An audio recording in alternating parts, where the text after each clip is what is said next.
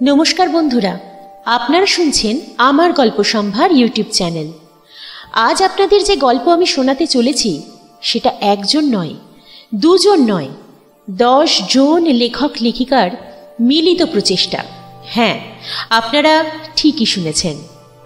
প্রখ্যাত লেখক তন্ময় মুখার্জি, সিগমা সানিম, প্রজ্ঞা চক্রবর্তী, সৌরভ সাহা, পল্লব পারিয়া, সুব্রত মজুমদার, সায়ন রুদ্র, সুদীপ্তা ঘোষ, জয়দীপ গাঙ্গুলি ও সম্পদ বিশ্বাসের কলমে আজ আপনারা শুনবেন রক্ত নিশুতি।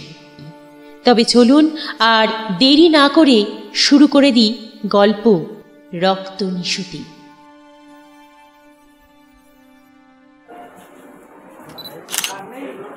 কাল কটায় ঢুকছিস ওদের নিয়ে? আরে আজ শুভটা রিটায়ার করেছে না, তাই পার্টি চলছে ভাই, পার্টি। জানি না প্রিয়া শুভ সকালে উঠতে পারবে কিনা। যদি কথা মতো সকাল 8টায় বেরোনো যায় তবেই পাণ্ডুপোতা বিকেলে ঢুকতে পারবো। 160 কিলোমিটারের পথ। আমি তোর থেকে ডেফিনেশন চাইনি। আমি চাইলেই ওই দুটো শুয়োরের বাচ্চা দুটোকে ওখানেই মারতে পারতাম, কিন্তু না, আমি চাই ওদের সেখানেই আনতে যেখান থেকে সব কিছু শুরু হয়েছিল। প্রিয়া আমার প্রেমে পাগল, আর শুভ প্রিয়ার প্রেমে। প্রিয়া আমার টানে এখানে আসবে, আর শুভ ওর টানে আর ওদের বাপ দুটো ওদের টানে। তারপর সব কটাকে একসাথে। কি রে আকাশ, কার সাথে এতক্ষণ ধরে কথা বলছিস? আমি ঘুম থেকে তোকে ডেকে চলেছি, চল। বাবার জীবনের একটা মস্ত বড় ঘটনা সবার সাথে শেয়ার করতে চলেছে। আরে দেখ না, তোর প্রেমিক তোকে দেখার জন্য পাগল হয়ে উঠেছে। নে কথা বল। ওয়াও, নিশীথ, উফ, সকাল থেকে কতবার ফোন করেছি, ধরনি কেন? শরীরটা ভালো ছিল না প্রিয়া, তোমাকে দেখার জন্য মনটা ছটফট করছে। জানি না আদৌ কাল তুমি আসতে পারবে কিনা। আচ্ছা সোনা, তুমি আমাকে ভরসা করো তো? তবে আর কষ্ট পেও না। আমি আমার সোনার সাথে দেখা করতে 7 সমুদ্র 13 নদী পার থেকেও দৌড়ে যাব। তুমি একদম চিন্তা করো না। কিন্তু কাকু তো এত দূর আসতেও দেবেন না। ওনার যে পূর্ব অভিজ্ঞতার কথা তুমি বলেছিলে এই জায়গা নিয়ে। তুমি কি ভাবলে আমি কি এতই বোকা? শুভকে পটিয়ে ওকে দিয়ে মিথ্যে বলিয়েছি বাড়িতে যে ওর এক বন্ধুর বাড়িতে বেড়াতে যাচ্ছি আমরা 3 দিনের জন্য। আর বলা ভালা শুভ আমার জন্য নিজের ও আমার বাড়িতেও মিথ্যে বলেছে। আবার সেকেন্ড সিমও নিয়ে নিয়েছি দুটো, যাতে প্রেস করলে জানতে না পারে কেউ আমরা এক্স্যাক্টলি কোথায় আছি। সো ডোন্ট ওয়ারি জানো, কাল বিকেলেই দেখা হচ্ছে। প্রিয়া, বাপি ডাকছে, এবার রাখি। যাই বাপি। হ্যালো আকাশ। রে শালা, মালটার ওপর কি জাদু করেছিস রে? এ তো দেখছি পুলিশের বাপ। Everything is fair in love and war. ভালো করে অতিথি আপ্যায়ন করতে হবে না? পরশু রাতে সেই 25 বছর পুরনো রক্তের খেলায় এবার মাতবো আমি। মিস্টার প্রদ্যুম্ন, অনেক কিছু রেডি করা বাকি আছে এখনো। চল রাখি।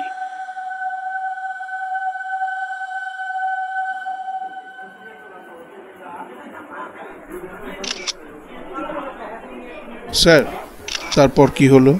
শান্তনু যখন অমিয়র বাড়ি থেকে বেরিয়েছিল তখনও আকাশ হালকা মেঘলা ছিল, কিন্তু রিকশায় যখন মাঝপথে তখন শুরু হলো মুষলধারে বৃষ্টি। আরে শান্তনু, আরে তোর সাথে ঘটা ঘটনা তো তোকেই বলতে হবে।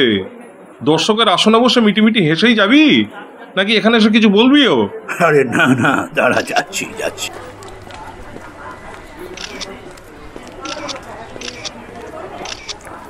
সে প্রায় 25 বছর আগের ঘটনা। কতটা ভালো করে মনে আছে জানি না, তবু যতটা মনে আছে আমরা দুজনেই কিছু কিছু করে বলছি পুরোটা। প্রদ্যুম্ন, আমি যদি কোথাও ভুলে যাই ধরিয়ে দিস বন্ধু। হ্যাঁ, তারপর রিক্সাওয়ালাকে আমি বললাম, আরে কি হলো? আরে এমন একটা জায়গায় রিক্সা দাঁড় করালে কেন? তাড়াতাড়ি চলো, আরে ট্রেনটা চলে যাবে তো। হ্যাঁ না বাবু, আর যাবে না রিক্সা, সামনে যা জল জমেছে, এই অবস্থায় অসম্ভব যাওয়া বাবু। আরে তা বললে কি করে হয়? আগে কিছু বললে না, এখন তো মহা বিপদ হলো। আরে আমি না হয় তোমাকে বেশি টাকা দেবো, তুমি চলো। না বাবু, রিক্সা আর যাবে না। তখন আর কথা না বাড়িয়ে রিক্সার ভাড়া মিটিয়ে দিয়ে হাঁটতে শুরু করলাম আমি। মুষলধারে বৃষ্টির মধ্যে ছাতার তলায় কোনো রকমে মাথাটুকু বাঁচিয়ে ছুটতে ছুটতে আমি যখন পাণ্ডুপোতার মতো এক আদ্যন্ত গ্রামের রেল স্টেশনে পা রাখলাম, তখন দেখলাম রাতের শেষ ট্রেনটা বৃষ্টি ভেজা আকাশের বুক চিরে নিজের অস্তিত্বের জানান দিতে দিতে প্ল্যাটফর্মের শেষ প্রান্ত ছাড়িয়ে দূরের ঘন অন্ধকারে মিলিয়ে যাচ্ছে। একদিকে বৃষ্টিতে জামা কাপড় সবটাই প্রায় ভেজা, অন্যদিকে বাড়ি ফিরতে না পারার দুশ্চিন্তা, সব মিলেমিশে এক অদ্ভুত শারীরিক ও মানসিক অবসন্নতার মিশেল যেন আমাকে তখন গোগ্রাসে গিলতে লাগলো।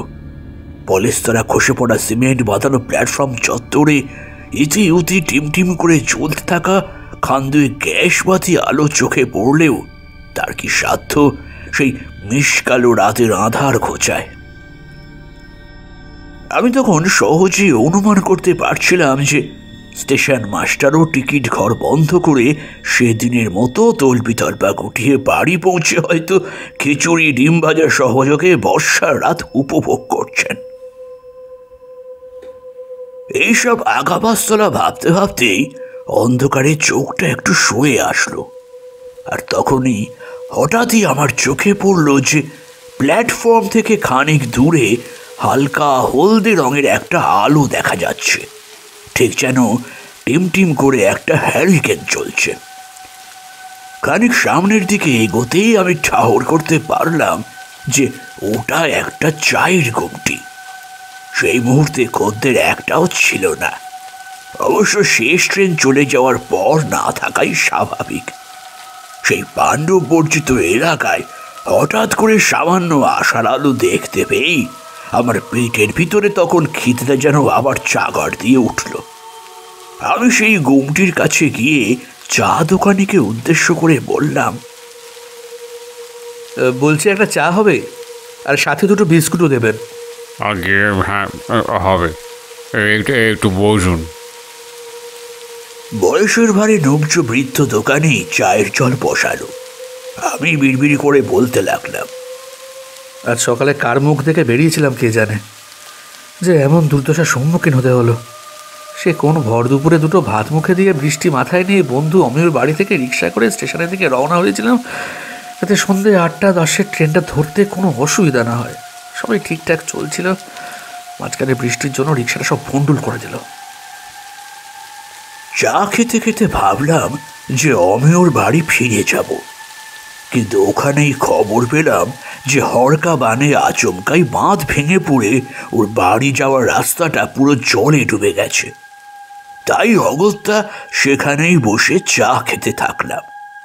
হঠাৎই কানের কাছে এক সুরেলা নারী কণ্ঠ শুনে এক ঝটকায় আমি তখন কল্পনার জগৎ থেকে বাস্তবে ফিরে আসলাম।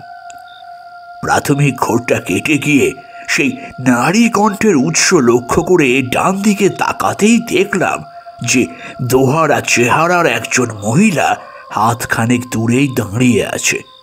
অন্ধকারে সুস্পষ্ট দেখা না গেলেও গলার আওয়াজ শুনে যুবতী মনে হয়েছিল। পরনে শাড়ি, মাথার চুল ঘাড় ছাড়িয়ে কোমর অবধি নেমেছে। মেয়েটা আমার কাছে এসে জিজ্ঞাসা করেছিল, চা খাওয়া হলো? হ্যাঁ, কিন্তু রাতে তো আর ট্রেন নেই।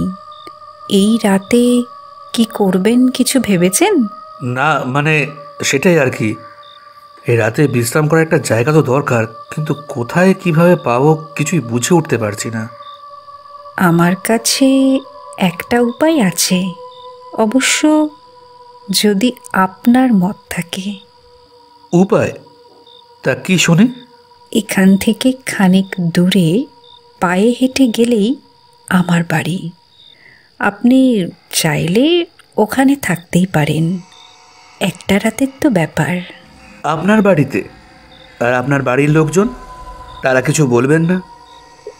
ওসব নিয়ে নিশ্চিন্তে থাকুন, আমি একাই থাকি। সেই সময় এমন একটা পরিস্থিতি ছিল যে আমার চিন্তা ভাবনা কাজ করা বন্ধ করে দিয়েছিল। আমি ওর দিকে একভাবে চেয়ে বোঝার চেষ্টা করছি তখন যে মেয়েটা সত্যিই আমায় সাহায্য করতে চাইছে নাকি নাকি অন্য কোনো বড় মতলবে নিয়ে যেতে চাইছে ওর বাড়ি। ছায়া তখন আমায় তাড়া লাগালো। কি হলো, চলুন। না থাক, আমি স্টেশনেই কোনো রকমে রাতটা কাটিয়ে দেব, আপনাকে আর কষ্ট করতে হবে না। একটা রাতের ব্যাপার তো। আপনাকে আপনাকে অসংখ্য ধন্যবাদ। একটা রাত ভাবছেন ঠিকই, কিন্তু এই নির্জন জনমানবহীন স্টেশনে 1 ঘন্টাও কিন্তু ভীষণ বিপদসংকুল। এখনই তো দেখছেন কীরকম অবস্থা, আর খানিকক্ষণ পর একটা কুকুর বিড়ালেরও দেখা পাওয়া যাবে না। খামোকা প্রাণের ঝুঁকি না নিয়ে না হয় একটা রাত আমার বাড়িতেই কাটালেন। নিশ্চিন্ত থাকুন, ওখানে আপনার জন্য খারাপ কিছু অপেক্ষা করছে না মিস্টার। শান্তনু, কথাটা বলেই আমি চারপাশটা ভালো করে তাকাতে থাকলাম। দেখলাম মেয়েটা কিছু ভুল বলছে না। আশেপাশে তো দূর, অনেক দূর দূর অব্দিও একটা জনপ্রাণীর চিহ্ন মাত্র নেই। তখন ভাবলাম যে মেয়েটার কথাগুলো একদিক থেকে ঠিকই। সেখানে তখন ওইভাবে রাত কাটানোর কথা মুখে বলা সহজ হলেও বাস্তবে তা প্রায় অসম্ভব ছিল। তাই এক প্রকার বাধ্য হয়েই সেই অজানা মহিলার বাড়ি গিয়ে থাকতে রাজি হয়ে গেলাম। তারপর ছায়া খুব ভয়ে ভয়ে বলে উঠল, আর কিছুক্ষণ থাকলে যে কোনো সময় কিন্তু একটা বিপদ হতে পারে। এবার তাহলে চলুন আমার সাথে সাথে। মেয়েটার গলায় যেন একটা অদ্ভুত প্রচণ্ড আদেশের সুর মিশেছিল, যেটা আমি আর কিছুতেই অস্বীকার করতে পারলাম না। বললাম, একটা কথা বলার ছিল। বলুন। দেখুন, আপনার বাড়িতে এক ঘরে থাকা আমার পক্ষে সম্ভব হবে না। আমার জন্য না হয় উঠোনের কিছু একটা ব্যবস্থা করে দেবেন, সেটা কি সম্ভব? একদম আমার মনের কথাটাই বলেছেন, তবে উঠোনের প্রয়োজন পড়বে না। আপনার জন্য পাশের ঘরটার ব্যবস্থা করে দেব। আশা করি কোনো অসুবিধা হবে না। এবার আসুন। এই বলে মেয়েটি হাতের লণ্ঠনটা জ্বালিয়ে চলতে লাগলো, আর আমি ওকে অনুসরণ করতে লাগলাম। লণ্ঠনের আলোয় সেই প্রথমবারের জন্য আমি ঠিক মতো মেয়েটার মুখ দেখলাম। কেন স্যার, চায়ের দোকানে কি মুখটা দেখেননি? না, সেই সময় পুরো কথোপকথনটাই হয়েছিল আধো অন্ধকারে। তো যেটা বলছিলাম, মেয়েটির পাশে পাশে যখন চলছিলাম তখন সে হাতের লণ্ঠনটা একটু ওপরের দিকে তুলে ধরেছিল বলেই আমি ওর এক পাশের মুখটা দেখতে পাই। দেখি মেয়েটির চোখ, মুখ, নাক বেশ কাটা কাটা, মাঝারি গায়ের রং, মুখটা জুড়ে যেন এক অদ্ভুত মায়া জড়িয়ে আছে। আমার মনে হলো মেয়েটা যেন আমাকে কিছু বলতে চেয়েও বলতে পারছে না।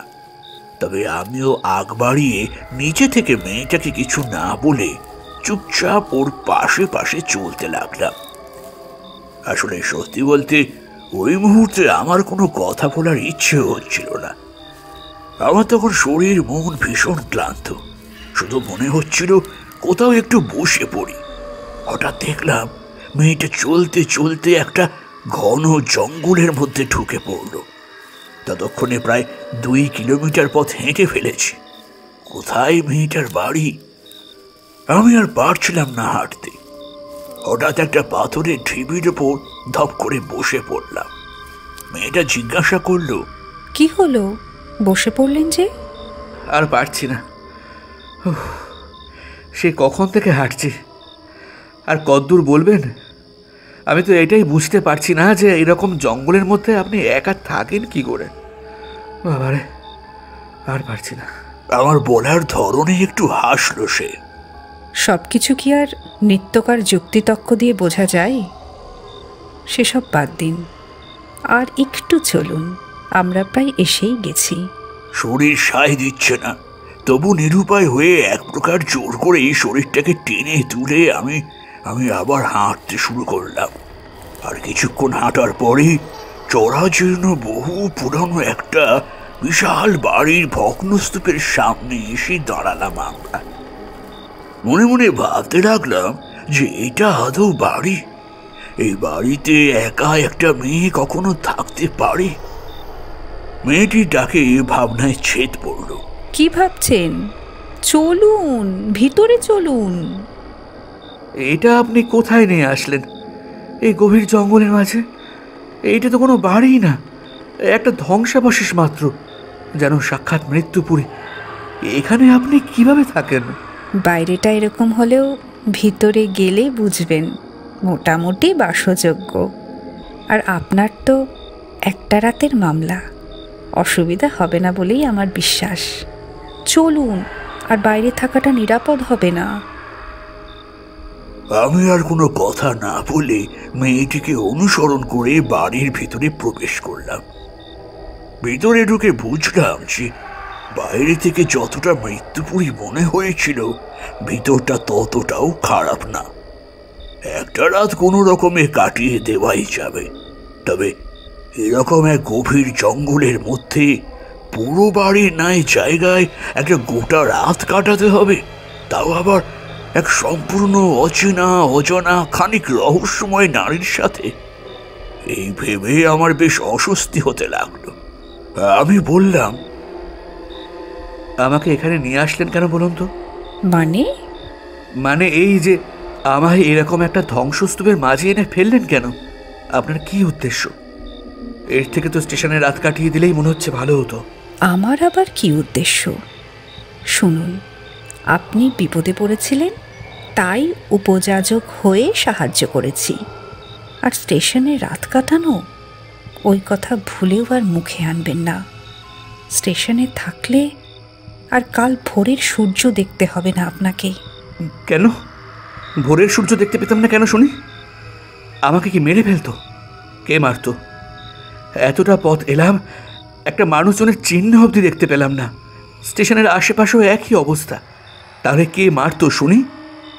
বরং আপনি আমায় এখন একা পেয়ে মেরে ফেলতে পারেন, কেউ জানতেও পারবে না। আপনাকে মেরে আমার লাভ? সে আমি কি জানি, তবে স্টেশনে থাকলে কি বিপদ হতো সেটা তো খুলে বলুন। এত কিছু এখন বলার উপযুক্ত সময় নয়। সেইটুকুই বললাম যেটুকু আমি ছোট থেকে শুনে এসেছি। ওই বলে মেয়েটি খিলখিল করে হেসে উঠল, যা আমার শিরদাঁড়া দিয়ে একটা শীতল স্রোত বইয়ে দিল। বৃষ্টির ফলে এমনিতেই ঠান্ডা ভাব ছিল চারদিকে, তার উপর ওই রকম একটা জনশূন্য জঙ্গলে আরো হিম শীতল অনুভূতি হচ্ছিল। কিন্তু তার মধ্যেও আমি ঘামতে থাকলাম। বললাম, আপনি কে বলুন তো? কি নাম আপনার? কি বলতে চাইছেন একটু খোলসা করে বলবেন প্লিজ? আমার নাম ছায়া। তবে এত উত্তেজিত হবেন না, উত্তেজনা শরীরের পক্ষে ভালো নয়। যাকগে, এখন আর কথা নয়, বুঝতেই পারছি আপনি ক্লান্ত। চলুন, শুয়ে পড়ুন, পাশের ঘরে ব্যবস্থা করে দিচ্ছি। চলুন। আপনার সাথে কয়েকটা কথা আছে আমার। সেসব পরে হবে ক্ষণ। সেই বলে ছায়া আর না দাঁড়িয়ে নিজের ঘরে চলে গেল। অগত্যা আমিও পাশের ঘরে ঢুকে পড়লাম। ঘরের মাঝে একটা ছোট আলো জ্বলছে, আর এক কোণায় একটা শতরঞ্চি বিছানো রয়েছে, আর তার উপরে একটা বালিশ রাখা রয়েছে। আমি জুতোটা খুলে বালিশে মাথা দিতেই শরীরটা যেন একটু বিশ্রামের খোঁজে এলিয়ে পড়ল। তবে সেদিন সন্ধ্যে থেকে ঘটে যাওয়া একের পর এক ঘটনার ঘনঘটায় আমার চোখে ঘুম কিছুতেই আসলো না। জানালা দিয়ে আকাশের দিকটায় তাকিয়ে মনে হয়েছিল ঠিক যেন একটা আবছায়া কালো ক্যানভাস, ঠিক অমাবস্যায় যেমন লাগে আর কি। সেদিন ওইখানে আরো একটা জিনিস অদ্ভুত লেগেছিল, যে একটা ঝিঝি পোকা বা রাতজাগা পাখিরও আওয়াজ শোনা যাচ্ছিল না। এক অদ্ভুত নিস্তব্ধতা যেন সেদিন সমগ্র পৃথিবীর মধ্যে বেছে বেছে পাণ্ডুপ্রতা গ্রামের শেষ প্রান্তে জঙ্গলের মাঝে অবস্থিত সেই জায়গাটাকেই গিলে খেতে এসেছিল। কিছুক্ষণ পর ছায়া আবার ঘরে এলো। বলল, এই নিন, জলটা রেখে দিন, রাত বিরেতে লাগতে পারে। আচ্ছা, কাল প্রথম ট্রেনটা কখন আছে? সকাল 6:30টায়। এখন একটু বিশ্রাম নিয়ে নিন। বলছি যে রাতটুকু গল্প করে কাটালে হয় না? আসলে অপরিচিত পরিবেশে একেবারেই ঘুম আসছে না। আমার কথায় মেয়েটি চুপ করে রইল। এটা দেখে আমি আবার জিজ্ঞেস করলাম, আপনি ঠিক কি লুকোতে চাইছেন বলুন তো? আর ঠিক তখনই মেয়েটি কিছু বলতে যাওয়ার আগেই আকাশ বাতাস বিদীর্ণ করে এক মর্মান্তিক আর্তনাদ ভেসে আসলো।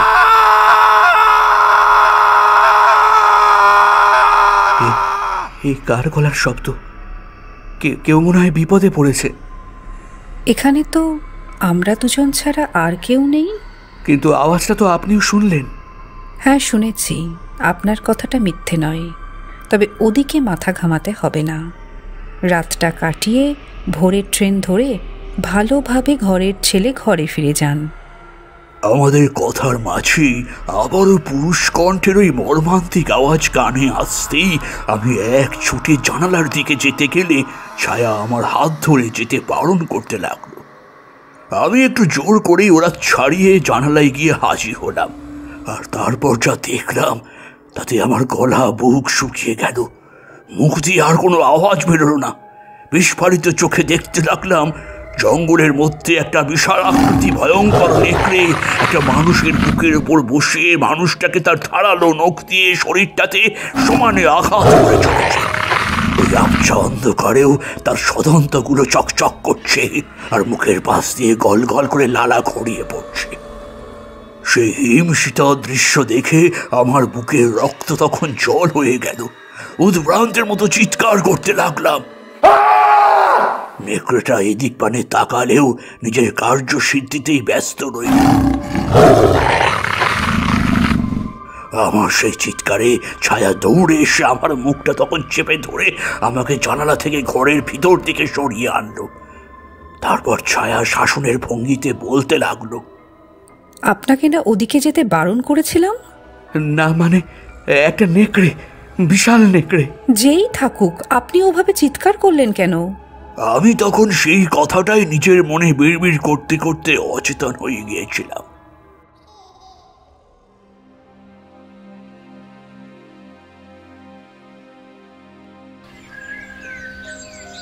পরের দিন ভোর রাত থাকতে থাকতে ঘুম ভেঙে গেলে আমি নিজেকে ছায়ার কোলে মাথা রেখে ঘুমোতে দেখি। আমি তাড়াতাড়ি উঠে বসি, বলি, এ কি, আপনি সারাটা রাত বসেছিলেন? তাতে কি, আপনি ওইভাবে পড়ে গিয়ে ঘুমিয়ে পড়লেন, তাই বসে বসে মাথায় হাত বুলিয়ে দিচ্ছিলাম। কিন্তু তা বলে সারা রাত? তো কি হয়েছে, মেয়েরা মায়ের জাত হয় শান্তনুবাবু, সে আপনি বুঝবেন না। যাকগে, আপনি বরং উঠে ওই কুয়োর জল দিয়ে চোখ মুখ ভালো করে ধুয়ে আসুন। আমি আপনার জন্য কিছু খাবারের ব্যবস্থা করে নিয়ে আসি। কাল তো পেটে কিছুই পড়েনি, তার উপর যা ঝক্কি গেল আপনার উপর দিয়ে। যান, আর দেরি না করে চোখ মুখ ধুয়ে আসুন গে। আমি আর কথা বাড়ালাম না। উঠোনের ঈশান কোণে অবস্থিত কুয়োর জলে হাত মুখ ধুয়ে নিয়ে আমি আবার ঘরে ফিরে এলাম। ততক্ষণে শরীরটা বেশ ঝরঝরে লাগছিল, কিন্তু মনের মধ্যে আগের দিন রাতের সেই ঘটনাটা পাক খাচ্ছিল। কিছুতেই সেই চোখের সামনে দেখা ভয়ঙ্কর দৃশ্যটা ভুলতে পারছিলাম না। খানিক পরেই একটা থালায় কিছু খাবার সাজিয়ে ছায়া হাজির হলো। আমি মনে মনেই ঠিকই করেছিলাম যে আগের দিনের ঘটনা নিয়ে সবটা জানা। ছায়া বলল, নিন, দুটো মুখে দিন। কাল রাত থেকে পেটে কিছু না পড়ায় মুখটা তো একেবারে শুকিয়ে গেছে। আচ্ছা, এইরকম একটা জঙ্গলের মধ্যে আপনি একা থাকেন কি করে? ভয় করে না? আর গতকাল যা দেখলাম চোখের সামনে, সেই বিষয়ে? আমাকে যে থাকতেই হয় শান্তনুবাবু, নইলে যে আমার কাজগুলো হবে না। মানে কিসের কাজ? আর ওই বিভৎস নেকড়েটা? সে অনেক কাজ। এইটুকু সময়ে আপনাকে বোঝানো আমার পক্ষে সম্ভব নয়। শুধু এইটুকু বলতে পারি, নিজের বহু কাছের দূরের মানুষকে আমি এই জঙ্গলেই হারিয়েছি। মন সায় না দিলেও কিচ্ছু করতে পারিনি। একদিন এইসবের প্রতিশোধ আমি ঠিক নেব, আর তারপরই আমি এখান থেকে যাব। ততদিন পর্যন্ত যত কিছু সহ্য করার করে যাব। যাই হোক, আপনি খাওয়া শেষ করুন, অনেকটা পথ হাঁটতে হবে। আপনি খামোখা এত ভাববেন না। এত বছরেও আমার যখন কিচ্ছু হয়নি, আগেও হবে না। আর যদি একান্তই কিছু হয়ও, আমাকে নিয়ে ভাবার জন্য কেউ নেই। সে হয়তো এতদিন ভাবার কেউ ছিল না, এখন তো আমি আছি। মানে আপনি কেন ভাববেন? আমি তো আপনার কেউ হই না। বাহ, কেউ না হয়েও যে মানুষটা ওই গভীর রাতে আমাকে এক দুর্বিষহ পরিস্থিতির হাত থেকে উদ্ধার করে আশ্রয় দিল, খাবার দিল, সেবা করলো, তার জন্য ভাববো না তো কার জন্য ভাববো?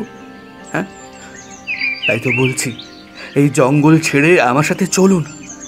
আপনি আমায় বিপদের মুহূর্তে আশ্রয় দিয়েছেন যখন, তখন আমিও আপনাকে বাকি জীবনের জন্য আশ্রয়টুকু দিতে পারবো। চলুন, আর দেরি করবেন না, চলুন আমার সাথে। তা হয় না শান্তনুবাবু, আমায় ভুল বুঝবেন না। ওই নরখাদকতাকে শেষ না করে আমি এখান থেকে কোথাও যাব না। কিন্তু আপনি কি করে লড়বেন ওই বিভৎস জানোয়ারটার সাথে? আমি পারবো, সেসব আপনাকে ভাবতে হবে না। ভোর 5টা বাজে, এবার আপনি এগোতে থাকুন। কিন্তু আপনাকে এভাবে একা ফেলে যেতেও মন সায় দিচ্ছে না যে। মনুষ্যত্ব বলেও তো কিছু আছে, সেটা তো বিসর্জন দিতে পারবো না। মনুষ্যত্ব? যাক, ছাড়ুন ওসব কথা। আমার এতদিন যখন কোনো ক্ষতি করতে পারেনি ওই শয়তানটা, তখন আর পারবেও না। নিজেকে বাঁচানোর অস্ত্র আমার জানা আছে। এমনি এমনি কি কেউ এই গভীর জঙ্গলের লোকালয়ের থেকে এত দূরে কি পারে থাকতে শান্তনুবাবু? আপনি বরং চলুন, এগিয়ে দিয়ে আসি, না হলে আবার এই ট্রেনটাও পাবেন না। এরপর হাওড়া ট্রেন আবার সেই দুপুরবেলা। এই বলে এক প্রকার জোর করেই ছায়া আমাকে নিয়ে বাড়ির চৌহদ্দির বাইরে বেরোলো। এগোতে গিয়ে থমকে দাঁড়ালাম সেখানে আগের দিন ওই ঘটনা চাক্ষুষ করেছিলাম। তখনও রক্তের দাগ ছিল সেখানে। আর স্যার, সেই দেহটা? না, তার আর কোনো হদিশই দেখলাম না আশেপাশে। তবে মনে মনে ঠিকই করেছিলাম যে দুপুরে ট্রেনেই ফিরবো না হয়। তবে এত বড় একটা ঘটনা থানায় না জানিয়ে বাড়ি যাব না। কিন্তু সেটা ছায়াকে বললে ও যদি যেতে না দেয়, তাই ছায়াকে বললাম, থাক, আপনাকে আর কষ্ট করে আসতে হবে না আমার সাথে। ভোরের আলোয় ঠিক পথ চিনে স্টেশনে পৌঁছে যেতে পারবো। আপনি সাবধানে থাকবেন, নিজের খেয়াল রাখবেন, আমার এটুকুই অনুরোধ রইল। এই বলে তাকে নমস্কার জানিয়ে আমি স্টেশনের দিকে এগোলাম। পিছনে পড়ে রইল ছায়ার অদ্ভুতুরে ভাঙাচোরা ধূলিধূসর আস্তানা, আর মনে উদিত হওয়া একগুচ্ছ প্রশ্ন সেই ঘটনাটা ঘিরে। বেশ খানিকটা পথ পায়ে হেঁটে স্টেশনে পৌঁছানোর পরে দেখলাম টিকিট কাউন্টার তখনও খোলেনি। সকালের আলোয় চারপাশটা একদম অন্যরকম লাগছিল। কোনো দিকে কোথাও ভয়ের লেশ মাত্র ছিল না। আগের দিনে সেই বৃদ্ধ দোকানের ঘুমটি দেখলাম সবে খুলেছে। তখন 6টার কাছাকাছি বাজে হবে। সেখানেই বসে চা খেতে খেতে আমি টুকটাক গল্প করতে লাগলাম। উনি জানালেন যে, দেখুন, লোক তো এখানে বিশেষ হয় না, তাই ট্রেন আসার মিনিট 10 আগেই ওই টিকিট কাউন্টার খোলে, আর কিছুক্ষণের মধ্যেই ওই স্টেশনের মাস্টার এসে খুলবেন। কথায় কথায় আমিও যখন জানালাম যে আগের দিন গোটা রাত ওই জঙ্গলের মাঝে একটা ভাঙাচোরা বহু পুরনো বাড়িতে রাত কাটিয়ে এখন আমি বাড়ি ফেরা ট্রেন ধরার জন্য সেখানে গেছি, তখন দেখি বৃদ্ধ দোকানের মুখ চোখ মুহূর্তের মধ্যে যেন ফ্যাকাশে হয়ে গেল। উনি তখন আমায় জিজ্ঞেস করলেন, বলি ওই জঙ্গলে রাত কাটিয়ে আপনি বেঁচে ফিরলেন কি করে বাবু? বৃদ্ধ দোকানদারের এমনতর প্রশ্নে হতচকিত হয়ে আমি জিজ্ঞেস করলাম, কেন, কি আছে ওখানে? আমাকে সবটা খুলে বললে খুব উপকার হয়। ওই জঙ্গলে এক ডাইনি বাস করে, ছায়া তার নাম। ছায়ার মতো সেই জঙ্গলে মিশে থাকে তার রক্ত পিপাসা নিয়ে। লোকের মুখে শোনা যায় যে মাঝে মাঝে রূপ বদলে এদিক ওদিকে শিকারের খোঁজে হানা দেয়। অসম্ভব, যত সব বুঝবে কি কথাবার্তা। আপনি জানেন কার সম্বন্ধে সব বলছেন? আমি জানি ছায়াকে। ও মোটেই ডাইনি নয়, বরং ও না থাকলে কাল হয়তো আমার প্রাণটাই চলে যেত এক বিশালাকার নেকড়ের মুখে।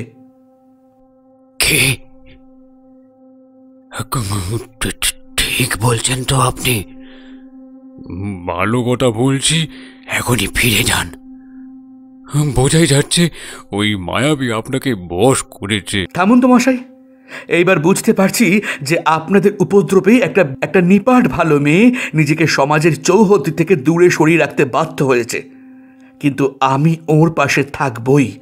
আপনারা চেষ্টা করেও ছায়ার কোনো ক্ষতি করতে পারবেন না। আমি এখনই থানায় যাব। কাল আমি যা যা দেখেছি সেগুলো তো বলবই, তার সাথে আপনারা এই কথাগুলো জানাবো অফিসারকে। তারপর দেখুন কি হয়।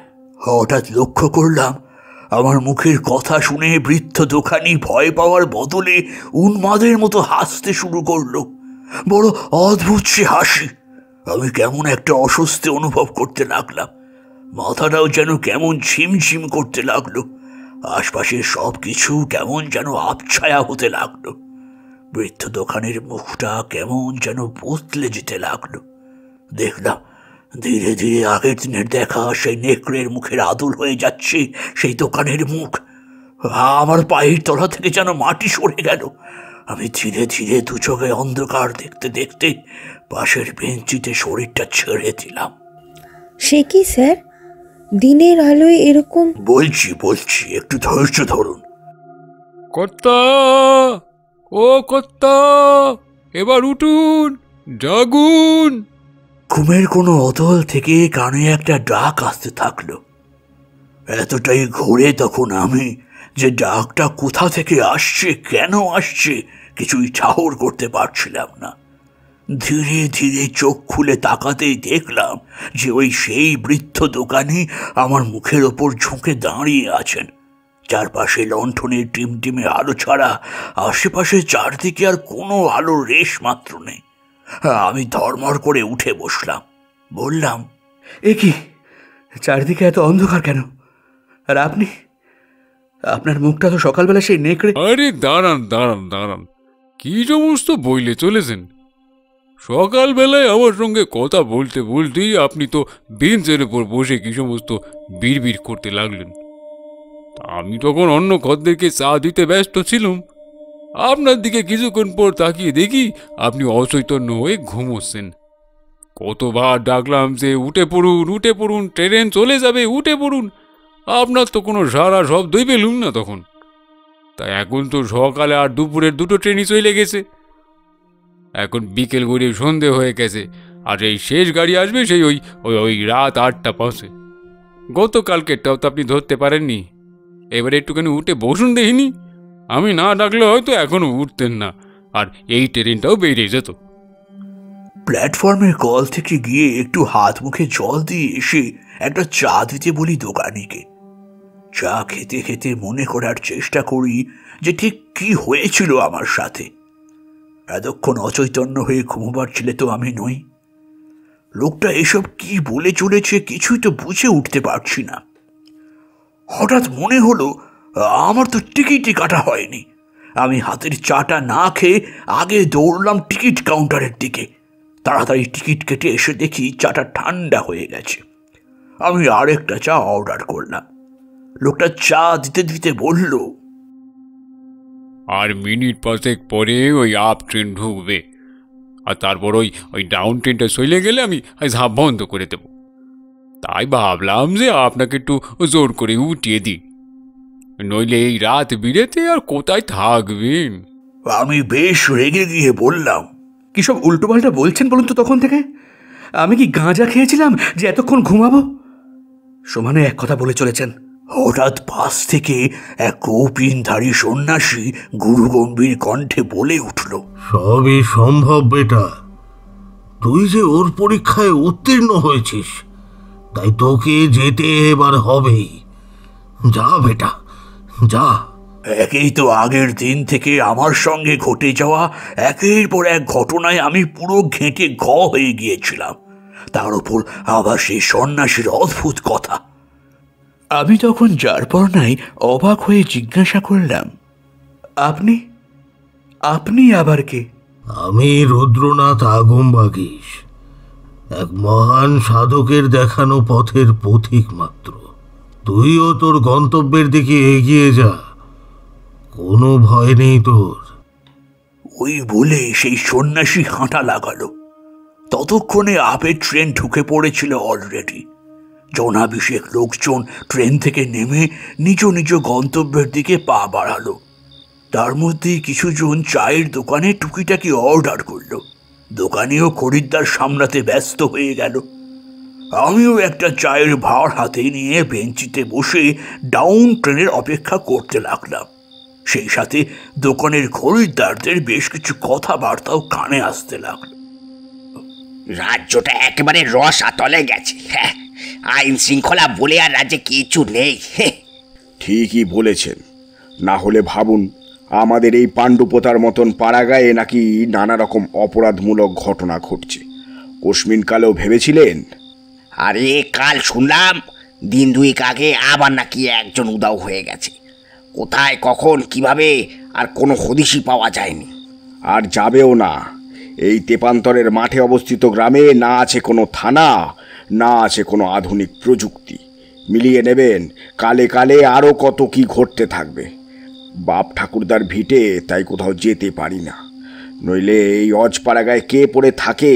এই তো ট্রেন থেকে নেমেই কানে এলো যে আপের ট্রেন ঢোকার মুখেই ওই পারে অন্ধকারের ঝোপের পাশে দেহটা পড়ে আছে। হ্যাঁ, কি অবস্থা ভাবুন তো।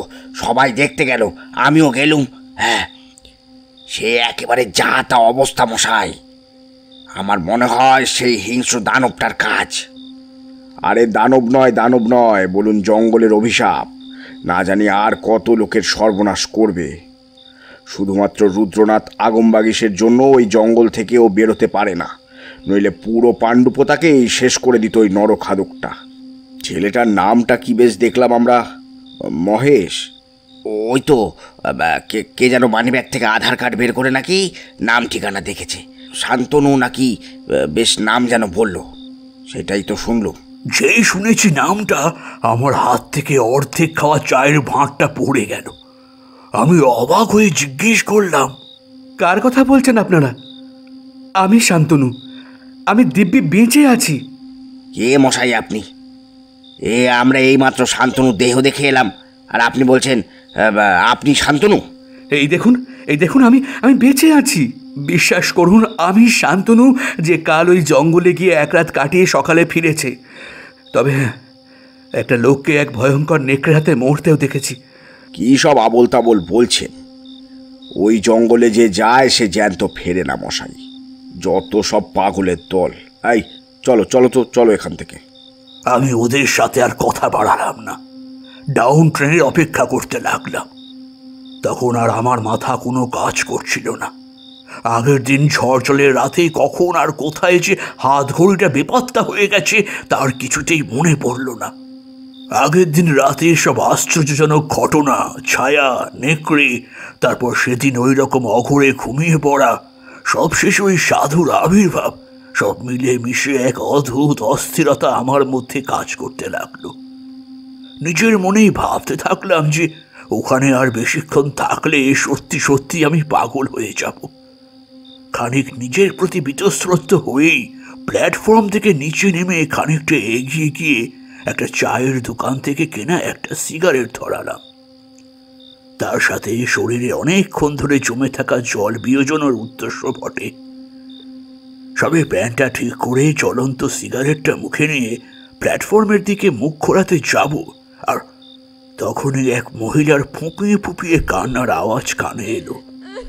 অন্ধকারের মধ্যেই আওয়াজের উৎস লক্ষ্য করে দুপা এগোতেই দেখলাম যে একটা অল্প বয়সী মেয়ে মাটিতে বসে ডুকরে ডুকরে কাঁদছে। আমি এগিয়ে গিয়ে জিজ্ঞেস করি, কি হয়েছে আপনার? এইভাবে ট্রেন লাইনের পাশে বসে কাঁদছেন কেন? এক্ষুনি তো এই লাইন দিয়ে ডাউন ট্রেন ঢুকবে, সরে যান লাইন থেকে। লাইন পেরোতে গিয়ে গোড়ালিতে মোচড় লেগেছে।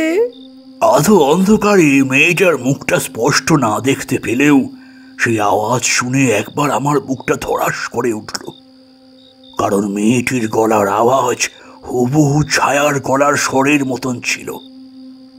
আমি আমার কানের বা শোনার ভুল মনে করে মেয়েটিকে বললাম, হ্যাঁ কোথায় দেখি? সেই বলে হাঁটু মুড়ে বসে আমি মুখের দিকে তাকাতেই দেখলাম যে এ তো সেই কালকের মেয়েটি, ছায়া। সেই সময় অস্ফুটে আমার মুখ দিয়ে বেরিয়ে এলো, ছায়া। ছায়া? আপনি কি আমায় বললেন? আমার নাম ছায়া নয়, শবনম। মেয়েটার উত্তরে আমি বেশ চমকে গেলাম। মুখে কিছু না বলে নিজের আয়ত্তে থাকা ফার্স্ট এইডের কিছু পদ্ধতি অবলম্বন করে মেয়েটার পাটা স্বাভাবিক করার চেষ্টা করতে লাগলাম। তবে মনের ভিতরে প্রশ্নের ঝড় চলতে লাগলো, একই দেখতে দুটো মেয়ের নাম আলাদা কি করে হতে পারে? কি অদ্ভুত! কিন্তু আমি তো আগের দিন নিজের ইন্দ্রিয় দিয়ে ছায়ার অস্তিত্ব অনুভব করেছিলাম। ওদিকে হলদে আলোর রেখা চোখে পড়তেই আমি কল্পনার জগৎ থেকে বাস্তবে ফিরলাম। মেয়েটিকে বললাম, দেখুন এখনই ট্রেন চলে আসবে, আপনি তাড়াতাড়ি করুন, আমাকে ধরে লাইন থেকে ওঠার চেষ্টা করুন। মেয়েটার পা তখন সামান্য স্বাভাবিক হয়েছে। মেয়েটাকে লাইন থেকে সরাতে সরাতে ট্রেনটা অলরেডি স্টেশনে ঢুকে গেছে। আমি তাড়াতাড়ি মেয়েটাকে পাঁচাকলা করে ওকে স্লোপিংয়ের উপর এনে রাখতেই ট্রেনটা স্টেশন ছাড়ার সংকেত দিল। আমি দৌড়ে গিয়ে ট্রেনটা ধরতে যাব, ঠিক তখনই ট্রেনটা বেশ স্পিড নিয়ে স্টেশন ছেড়ে বেরিয়ে গেল। সেদিনের শেষ ট্রেনটাও আমি আর ধরতে পারলাম না। রাগে কষ্টে আফসোসে চোখ থেকে জল বেরিয়ে এলো আমার। হঠাৎ মনে পড়ল স্টেশন মাস্টারের কথা। আমি দৌড়লাম ওনার ঘরে। সম্পূর্ণ স্টেশনটা তখন জনশূন্য, ফাঁকা প্ল্যাটফর্ম দিয়ে তখন আমার দৌড়ানোর আওয়াজ ছাড়া আর কানে কিছুই আসছে না। গিয়ে দেখলাম উনি দরজায় তালা দিচ্ছেন। আমি ওনাকে অনুরোধ করলাম, আমি খুব বিপদে পড়েছি দাদা। গতকাল বৃষ্টির জন্য স্টেশনে পৌঁছতে দেরি হয়ে যাওয়ায় ট্রেন মিস করেছি। আজও অদ্ভুতভাবে ট্রেন মিস হয়ে গেল। আমার পক্ষে একটা ফোন করা ভীষণ জরুরি, একটু দেখুন না, একটু দয়া করে। উনি আমার অবস্থা দেখে খানিকটা আশ্বস্ত হয়ে ওনার ল্যান্ডলাইনের ফোনটা আমাকে দেখালেন। আমি সেদিকে এগিয়ে গিয়ে তাড়াতাড়ি অমিয়র নম্বরে ফোন লাগালাম। হ্যালো অমিয়। আরে কি ব্যাপার রে? তোর বাড়িতে ফোন করে জানলাম যে তুই গতকাল বাড়ি ঢুকিসনি। তোর তো গতকাল মাঝরাতের মধ্যেই বাড়ি ঢুকে যাওয়ার কথা। বৌদি মাসিমা কত চিন্তা করছেন বলতো। আরে আরে শোন, আমি গতকালে ট্রেনটা মিস করেছিলাম ভাই। তারপর আরে আরে শান্ত শান্ত, আমি স্টেশনেই যাচ্ছি, তোর আর কোনো চিন্তা নেই। সাথে আমার বাইকও রয়েছে, আর কোনো ভয় নেই বন্ধু। গোটা বিষয়টা ওকে সংক্ষেপে জানালাম। ও জানালো যে ও আসছে, আমি যেন স্টেশনেই অপেক্ষা করি, আর বলল যে আমার বাড়িতেও ও জানিয়ে দিয়েছে। আমার বলা ফোনের কথাগুলো শুনে বিস্ফারিত চোখে স্টেশন মাস্টার ওপর থেকে নিচ অব্দি আমায় বার দুয়েক দেখে নিল। তারপর একটা ঢোক গিলে প্রায় ভূত দেখার মতো করে ভয়ে খুব জোর কদমে পা চালালো প্ল্যাটফর্মের দিকে। ততক্ষণে খোঁড়াতে খোঁড়াতে সেই মেয়েটাও আমার কাছে এসে পড়েছে। আগের দিনের ছায়ার মতো এও আমায় সে একই জোড়াজুড়ি করতে লাগলো জঙ্গলের মধ্যে নিয়ে যাওয়ার। আমি কোনো মতে মেয়েটাকে কাটালাম। আর চাই তবু প্ল্যাটফর্ম জনশূন্য হলেও বড় বড় লাইট পোস্টের আলোগুলো আছে, কিন্তু জঙ্গলের ওই আতঙ্ক তো নেই। মনকে সান্ত্বনা দিলাম যে অমিয় তো আসছে। এসবের মধ্যে যে কাজে ওখানে গিয়েছিলাম সেটাই মাথা থেকে বেরিয়ে গেছিল ততক্ষণে। বেশ কিছুক্ষণ সেই জনশূন্য প্ল্যাটফর্মে পায়চারি করার পর দেখলাম অমিয় আসছে। আমি দৌড়ে গিয়ে ওকে জড়িয়ে ধরলাম। আমি ভয়কে জয় করার এক অদ্ভুত আনন্দে কেঁদে ফেললাম। নিজেকে একটু সামলে নিয়ে বললাম, আমিও, তুই এসেছিস ভাই। আমি যে কী বিপদে পড়েছি। এই জনশূন্য জায়গায় খালি কানে ভাসছিল গতকালকে দেখা সেই অদ্ভুত হিংস্র নেকড়েটার আওয়াজ। গতকালের সেই লোকটার লাশটা হয়তো এখনো ওই দিকে পড়ে আছে। আমি ভয়তে দেখতে যাওয়ারও সাহস পাইনি। টেনশন করিস না, ওই অদ্ভুত জীবটাকে জীবন্ত ধরার অনেক চেষ্টাই করেছে বন বিভাগের কর্মীরা, কিন্তু পারেনি। কেউ পালিয়ে বেঁচেছে, আবার কেউ তার হাতে প্রাণ হারিয়েছে। স্টেশন মাস্টার হয়তো পুলিশকে খবরও দিয়ে দিয়েছে, তারা এলো বলে। তুই চল, আমাদের এর মধ্যেই বেঁচে থাকতে হবে ভাই, কাজও করতে হবে। তবে তুই যে ভাঙা বাড়িটার কথা বললি, সেখানে তো কেউ থাকে না ভাই। সেখানে একাকী একটা মেয়ে তোকে কি করে নিয়ে যাবে? ওই চত্বরেই তো ওই নেকড়েটার বারবারন্ত। অথচ তুই নিরাপদে সেখানে পৌঁছেও গেলি, আবার সারা রাত একটা অচেনা মেয়ের কোলে মাথা রেখে ঘুমিয়েও পড়লি। স্ট্রেঞ্জ। যাক চল, আর দেরি করলে আমরাও বিপদে পড়তে পারি। এই বলে অমিয় আমায় ইশারায় প্ল্যাটফর্মের স্লোপিংয়ের ওপর দাঁড় করিয়ে রাখা বাইকটার দিকে দেখালো। আমরা দুজনেই বাইকে চড়ে জঙ্গলের ধার ঘেঁষে এক মেঠো পথ ধরে এগোতে লাগলাম। বেশ কিছুটা যাওয়ার পর নদীর সাঁকো পড়ল। সেখানে নেমে হাঁটিয়ে হাঁটিয়ে বাইকের সাথে আমরা সাঁকো পেরোতেই বেশ কিছুটা দূর থেকে একটা আলোর রেখা চোখে পড়ল। আমিও বাইক চালাতে চালাতে বলল, তুই যা তাড়াহুড়ো করলি ভাই, নইলে আমি ঠিকই করেছিলাম যে আজ আমি তোকে আমার এই বাগান বাড়িতে নিয়ে এসে সারপ্রাইজ দেব। তাই তো এই বিষয়ে কিছু জানাইনি। দেখলি, সেই কিন্তু আজ এখানে আসতেই হলো। বাক্যে চক্রে তোর আর গতকাল বাড়ি ফেরা হলো না। এটা আমার গবেষণার একটা গুপ্ত কেন্দ্র বলতে পারিস। এই বাড়িটা আমার ঠাকুরদাদার। পিসিরা সবাই যে যার মতো সেটেল, ওনারা কেউ এ বাড়ির কোনো অংশীদারি নিতে চাননি। বোনটার বিয়ে দিলাম, কিন্তু বিয়ের কয়েকদিনের মধ্যেই স্বামীর মৃত্যুটা সহ্য করতে না পেরে পাগল হয়ে গেল সে। তাই সম্পূর্ণ বাড়িটাই আমার দায়িত্বে চলে আসে। বীরের থেকে ডাক্তারি পাশ করার পর কলকাতায় নার্সিংহোম খুলি। কলকাতায় আমার নার্সিংহোমে আমি কিছু স্পেশাল নার্সদের ট্রেন্ড করি। তাদের মধ্যেই একজন ছিল অহনা চৌধুরী। মেয়েটা খুবই গরিব ছিল। ও যখন আমার কাছে কাজের জন্য আসে, তখন ওর স্বামীকেও নিয়ে এসেছিল। থাকতো একটা বস্তিতে। বেশি দিনের নয়, এই গত 2 বছর আগে ঘটনা। আমি তখন সদ্য নার্সিংহোম খুলেছি।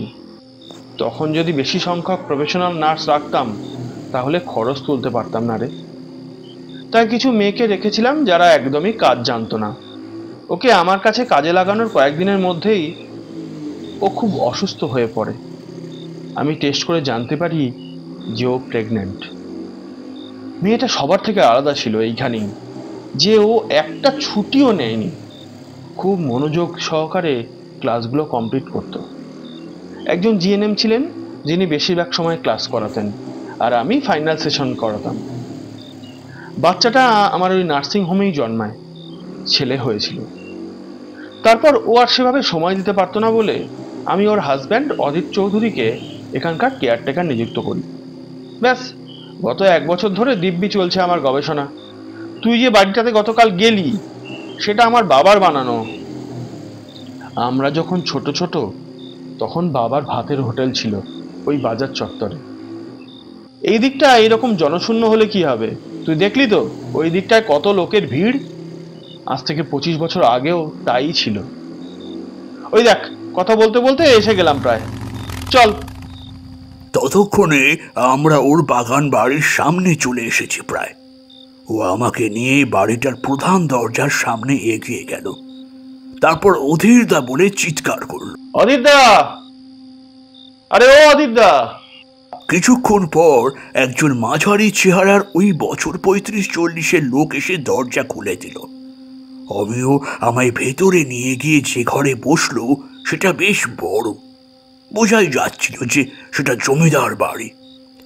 ঘরের আলো জ্বালাতেই দেখলাম চারিদিকে কত দামি দামি জিনিসপত্র। কিছুক্ষণ পর একজন ঘরে এসে আমাদের জল দিয়ে গেল। আমি চমকে গেলাম তাকে দেখে। এ তো সেই মেয়েটা যাকে বাঁচাতে গিয়ে আমি সেদিনের ট্রেনটাও মিস করি। আমি অবাক হয়ে কিছু বলতে যাব, ঠিক তখনই অমিয় বলে উঠল, পরিচয় করিয়ে দিই, এটা হলো শবনম, আমাদের গ্রামেরই মেয়ে। আমার আসার দিনগুলোতেও ওই রান্না বান্না করার জন্য রাতে থেকে যায়। কিরে, তুই আবার এত অবাক দৃষ্টিতে কি তাকিয়ে আছিস ওর দিকে? ওকে চিনিস নাকি? হ্যাঁ, মানে তুই আসার বেশ কিছুক্ষণ আগে তো ও আমায় ওর সাথে ওর বাড়ি যেতে বলেছিল। তার মানে ও কি এখানেই আসতে বলেছিল আমায়? তাই নাকি? কি শবনম? আসলে আমার পা মুচকে গেছিল লাইন পেরোতে গিয়ে। আমি লাইনের ওপর বসে পড়াতে ওই বাবুই আমাকে বাঁচালেন, আর তাই ওনার ট্রেনটাও। ওহো, এবার বুঝলাম। আচ্ছা শবনম, তুমি আমাদের আগে এখানে ঢুকলে কি করে? তোমার পায়ে তো। ওই অধীর বাবু সাইকেল করে আসছিল বাজার নিয়ে, উনিই আমায় সাইকেলের পিছনে করে নিয়ে এলেন। আচ্ছা আচ্ছা, তা রাতে কি খাবার করেছো? বেশ জোরে খিদে পেয়েছে। খিচুড়ি আর ডিম ভাজা। বাহ, অসাধারণ! এই ভেজা ভেজা আবহাওয়ায় দারুণ জমবে। কি বল শান্তনু? একদম ভাই। শবনম চলে যেতে আমি ওর বোনের কথা জিজ্ঞেস করলাম। আচ্ছা, তোর বোনকে তো। না, মারাত্মক পর্যায়ে চলে যেতে আমি ওকে মানকুণ্ডুতে রেখে এসেছি। তা বাড়িতে তো মাসিমা একাই দেখলাম, এবার বিয়ে থা কর। হ্যাঁ দেখি। যা, তুই হাত মুখ ধুয়ে একটু রেস্ট নে। আর হ্যাঁ, ওই যে টেলিফোন, আগে বাড়িতে ফোন করে কথা বলে নে। আমি হাত মুখ ধুতে গেলাম। বাথরুম থেকে বের হতেই একটা খসখস শব্দ পেলাম। শব্দের উৎসের দিক লক্ষ্য করে এগিয়ে যেতেই দেখলাম একটা বন্ধ ঘর থেকে সামান্য আলো চুঁইয়ে নিচ থেকে পড়ছে, আর সেই আলোতে কেউ নড়াচড়া করছে বুঝতে পারছি। আমি কান পেতে শোনার চেষ্টা করলাম, কিন্তু কিছুই বুঝে উঠতে পারলাম না। এবার দেখলাম ছায়াটা দরজার দিকে সরে সরে আসছে। আমি একটু একটু করে পিছনে সরতে লাগলাম। ঠিক তারপরে দরজা খোলার আওয়াজ পেলাম, আর অনুভব করলাম কেউ যেন মুহূর্তের মধ্যেই আমাকে পিছন থেকে টেনে নিয়ে মুখে হাত চাপা দিল। আমার হৃদস্পন্দন যে তখন কি হারে বেড়ে গিয়েছিল আপনাদের বোঝাতে পারবো না। ঠিক তারপরে কানের কাছে একটা চাপা স্বর শুনতে পেলাম। কার স্বর স্যার? অমিয়র? না, শবনমের। আমার কানের একেবারে কাছে সরে এসে বলল, আপনি আর একটু হলেই যে শেষ হয়ে যেতেন বাবু। ও দানব আছে, ওর যে রক্তের খিদে। আপনি ঘরে চলে যান, এই জায়গা ভালো নয় বাবু। এখানে চারিদিকে শুধু রক্ত, শুধু লাশ। আমি বাধ্য হয়ে এ কাজ করি। একটু এদিক ওদিক হলে ওই দানব সবাইকে শেষ করে দেবে। আপনাকে এই রাতেই পালাতে বললাম, কিন্তু এখানে যে জলে কুমির ডাঙায় বাঘ। যে ঘরেই শোবেন দরজা বন্ধ করে শোবেন, আর ঘরের আলো জেলে শোবেন বাবু। যান ঘরে চলে যান, নইলে এক্ষুনি অমিয়বাবু আপনাকে ডাক দেবেন। অতক্ষণ মুখ চেপে ধরে রাখায় তখন আমার প্রাণ যেন যায় অবস্থা। দরজা দিয়ে বেরিয়ে পিছন দিকে না তাকিয়ে জোর কদমে ঘরের দিকে এগিয়ে গেলাম। হঠাৎ দেখি ব্যালকনিতে অমিয় দাঁড়িয়ে আছে। আমি ওকে দেখে কেন যেন চমকে উঠলাম, আর তার ঠিক পিছনে একটা ভয়ঙ্কর মুখ ধীরে ধীরে যেন স্পষ্ট হতে থাকলো। দেখলাম চলন্ত দুটো চোখ নিয়ে ধীরে ধীরে ব্যালকনির দিকে এগিয়ে আসছে সেই নেকড়ে দানব। আমি চিৎকার করে উঠলাম, অমিয়, সরে যাও ওখান থেকে। আমি দৌড়ে অমিয়র কাছে গিয়ে ওকে এক হাঁচকা টান দিয়ে সোজা ঘরের দিকে দৌড়লাম। ঘরে গিয়ে দরজা বন্ধ করে হাঁপাতে থাকলাম। অমিয় জিজ্ঞেস করলো, কিরে, আমায় এইভাবে টেনে ঘরে নিয়ে এলি কেন? ভূত দেখলি নাকি? ওই নেকড়েটা তোর পিছনে ছিল রে, আর একটু হলেই তোকে মেরে ফেলতো ভাই। ঠিক সেই সময় দরজায় ঠক ঠক শব্দ হলো। প্রথমটা আমরা দুজনেই খুব ভয় পেয়ে যাই। তারপর অমিয় বলে ওঠে, কে? আমি শবনম, আপনাদের খাবার বেড়ে ফেলেছি, খেতে আসুন। তারপর দরজাটা ধীরে ধীরে খুলে আমরা বাইরে এসে দেখি শবনম ছাড়া বাইরে কেউই নেই। আমরা ডাইনিংয়ে গিয়ে দেখি অধীর বাবু অলরেডি খেতে বসে গেছেন। আমরাও যথারীতি খাওয়া সারলাম। খেতে খেতে টুকটাক কথা চলতে লাগলো। অধীর বাবুর স্ত্রী ও সন্তানের কথা জিজ্ঞেস করছিল অমিয়, কিন্তু তখনও অবধি ওর গবেষণার বিষয়ে কিন্তু আমি কিছুই জানতাম না।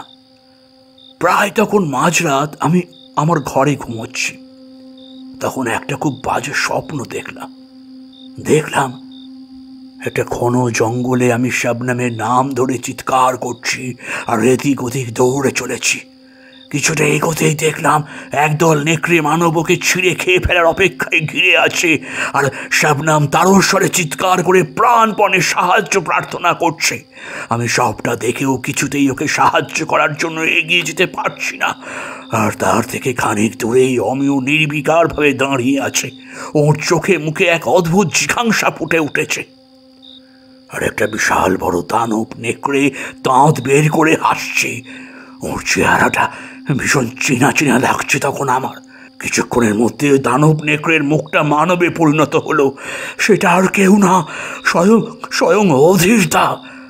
আমি তখন প্রাণপণে চিৎকার করছি, শবনমকে ছেড়ে দিন, শবনমকে ছেড়ে দিন এই বলে, কিন্তু আমার কথায় কেউ কোনো ভ্রুক্ষেপই করছে না যেন। হঠাৎ ঘুমটা ভেঙে যেতেই দেখি আমার সামনে সেই নেকড়ে দানবের লালা ঝরা মুখ, আর আমায় একটা খাটের সাথে বেঁধে রাখা হয়েছে। আমি চিৎকার করার চেষ্টা করি, কিন্তু গলা থেকে তখন কোনো শব্দ বের হয় না। নেকড়েটা হঠাৎ দেখলাম আমার বিছানার থেকে কিছুটা দূরে সরে গেল। তারপর নিচের মাথার নেকড়ের মুখোশটা খুলে আমার অন্য পাশের কারোর থেকে উদ্দেশ্য করে বলল, কি হলো কি? আর কতক্ষণ লাগবে? তাড়াতাড়ি করো, আগের মালটা তোমার জন্য হাতছাড়া হয়েছে। আমার কথা মতো না চললে তোমার মা কিন্তু আর। শোনা মাত্রই শরীরে রক্ত হিম হয়ে গেল। তখন জানি না যে কি করা হতে চলেছিল আমার সাথে। ঠিক তারপরেই সেখানে এগিয়ে এলো একজন ডাক্তার, যার চোখে একটা অদ্ভুত চশমা, ঠিক যেন ক্যামেরার বা দূরবীনের লেন্স চশমার কাঁচে, হাতে গ্লাভস, মুখে মাস্ক, যেন আমায় অপারেশন থিয়েটারের বেডে শোয়ানো হয়েছে।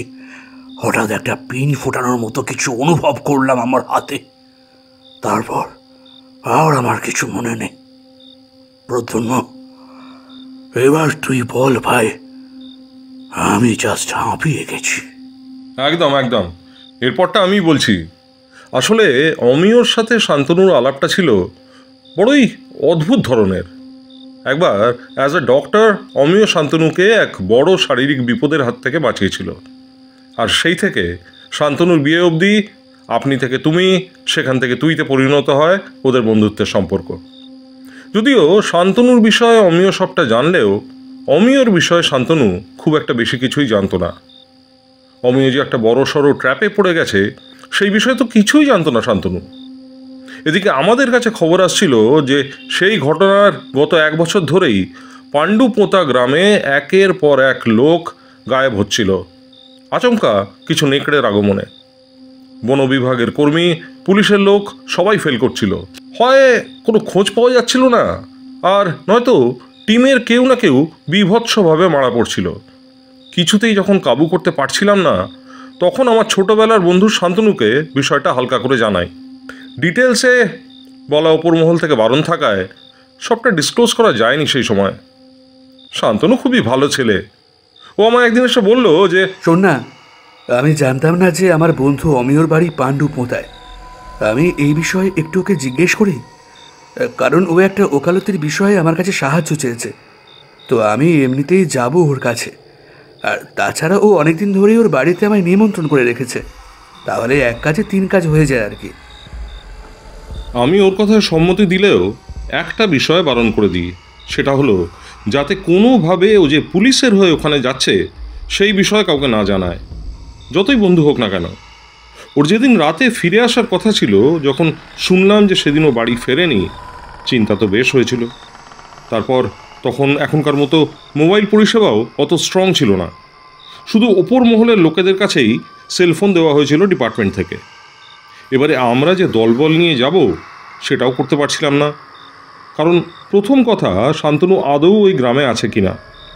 আর যদি থেকেও থাকে তাহলে ওকে পুলিশের লোক ভেবে কেউ যদি ওকে আটক করে বা মেরে ফেলে।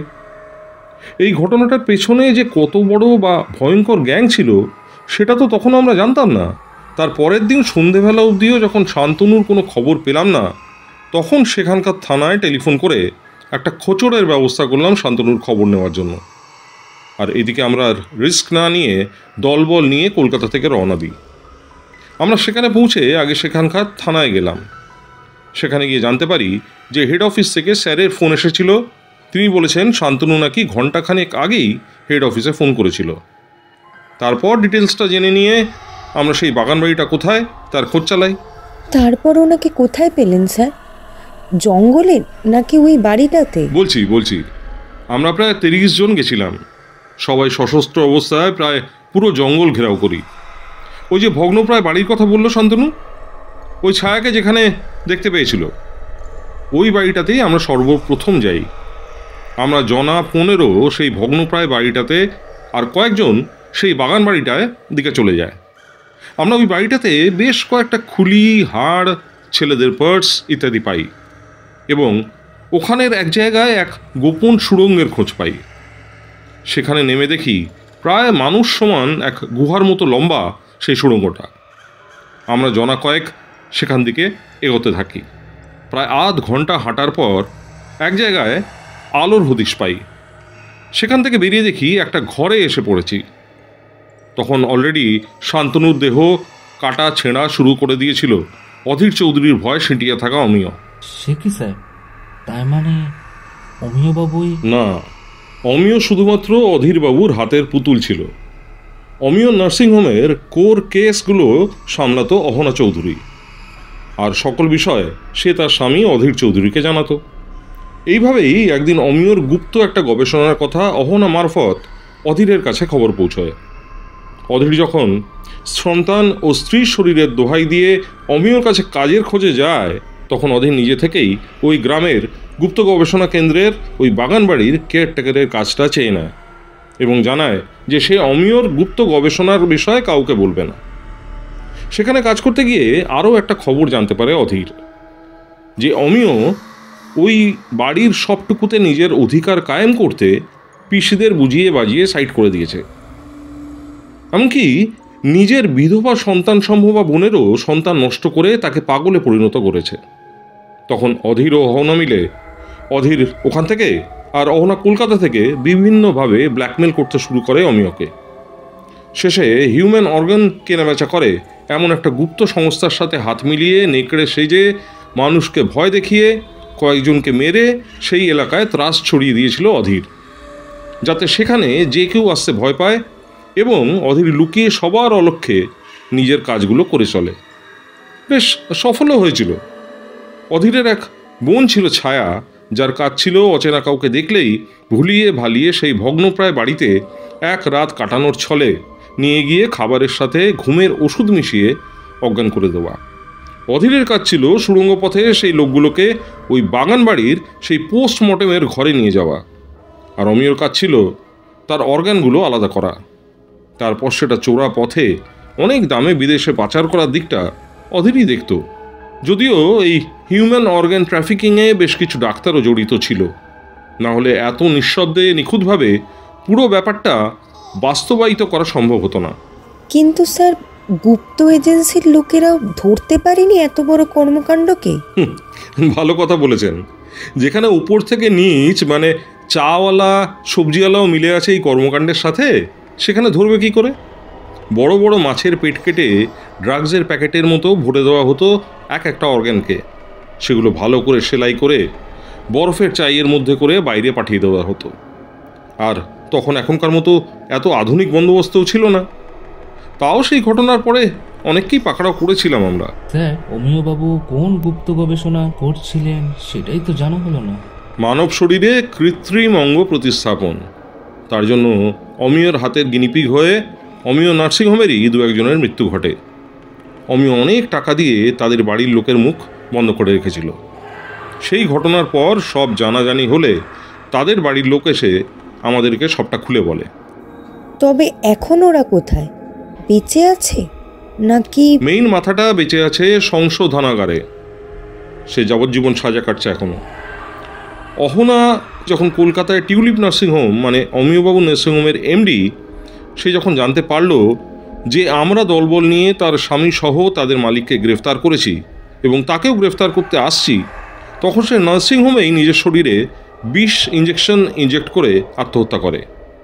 তবে অমিয়র শাস্তি অনেক কম হয়, কারণ সে এই পুরো চক্রের বিষয়ে যতটা জানতো আমাদের বলে দিয়ে সেই লোকগুলোকে ধরাতে সাহায্য করেছিল। কিন্তু দুর্ভাগ্যবশত একটা মাইল্ড স্ট্রোকের ফলে সে জেলেই মারা যায়। শুধু ছায়াকে আমরা কোথাও খুঁজে পাইনি। কিন্তু স্যার, শান্তনুবাবুর কথা মতো তিনি যখন ছায়ার সাথে ওই ভগ্নপ্রায় বাড়িটায় ছিলেন এক রাত, তখন যে ওই নেকড়ে মানবকে একটা লোককে মেরে ফেলতে দেখেছিল, তাহলে তো তার শরীরের অঙ্গ প্রত্যঙ্গগুলো... লোকটা পালাতে গিয়েছিল, তাই ওই অধীর নেকড়ের সাজে ওকে মেরে ফেলে সেখান থেকে বাড়িটার গুপ্ত স্থানে সরিয়ে দিয়েছিল। আসলে শবনম মানে অবিবাহিত এডস আক্রান্ত ছায়া চৌধুরীকে বলাই থাকতো যে রাতের বেলায় প্ল্যাটফর্মে কোনো আগন্তুক সুস্থ সবল মানুষকে দেখতে পেলেই তাকে ভয় দেখিয়ে ভুলিয়ে ভালিয়ে ওই ডেরায় নিয়ে গিয়ে খাবারের সাথে ঘুমের ওষুধ মিশিয়ে অজ্ঞান করে দিতে। তারপরে কাজটা যদিও অধীর করত, আর শেষটা অমিয় বা ওর অনুপস্থিতিতে অন্য ডাক্তার। যে মারা গিয়েছিল সেই শান্তনুর পালানোর কেসটা অমিয়র ভুলে হয়েছিল বলেই ঘুরতে যাওয়া অমিয়র বন্ধুর বলি চেয়েছিল অধীর, কারণ ওর ওপরে বারবার চাপ আসছিল তখন। কিন্তু স্যার, লোকটা কখন পালিয়েছিল? কারণ খুনটা তো মাঝরাতে হয়েছিল, আর বৃষ্টির জন্য রিক্সা না যাওয়ার কারণেই তো শান্তনুবাবু সমস্যায় পড়েছিলেন। একদম ঠিক। আসলে লোকটা বিকেলেই পালিয়েছিল। আগের দিন রাতে ধরে আনা লোকটাকেই হাত পা বেঁধে রেখে দেওয়া হয় প্রথমে। সকালে বন্ধু আসছে বলে তড়ি ঘড়ি একবার গিয়ে চেক আপ করে অমিয় বেরিয়ে যায়, কিন্তু ঘরের দরজা বন্ধ করতে ভুলে যায়।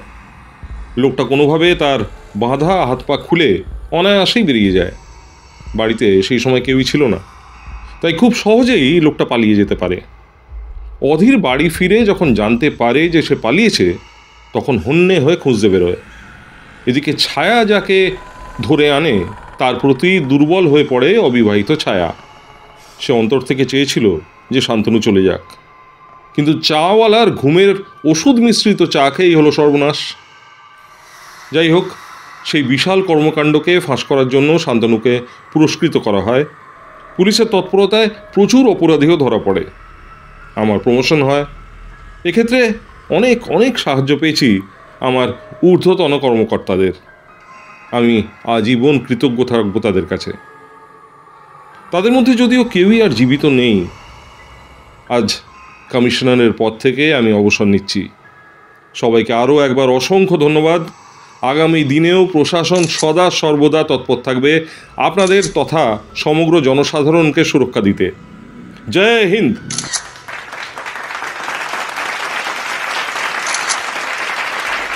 এই বলে স্যালুট ঠুকে প্রদ্যুম্ন সান্যাল তার পরিবার নিয়ে গাড়িতে উঠলেন। বাকিরাও যে যার বাড়ি ফিরতে থাকলো। প্রচুর সাংবাদিক যে যার মতন ভিডিও করতে থাকলো। এতক্ষণ আপনারা শুনলেন কমিশনার প্রদ্যুম্ন সান্যাল ও তার সহপাঠী অ্যাডভোকেট শান্তনু রায়ের আজ থেকে 25 বছর আগে ঘটে যাওয়া এক ভয়ঙ্কর ঘটনার অভিজ্ঞতা। আপনাদের যদি কোনো প্রশ্ন থাকে তবে আপনারা আমাদের সাইটে এসে মেসেজ করতে পারেন। এই রকম আরও অজানা খবর জানতে চোখ রাখুন আজ বাংলার প্রাইম টাইমে। আমি সুদেশনা বটব্যাল, আজ বাংলা নিউজ, কলকাতা। সেই সময় মাঝরাত, সমগ্র শহর নিদ্রাচ্ছন্ন। হঠাৎ প্রদ্যুম্ন সান্যালের মোবাইলটা বেজে উঠল।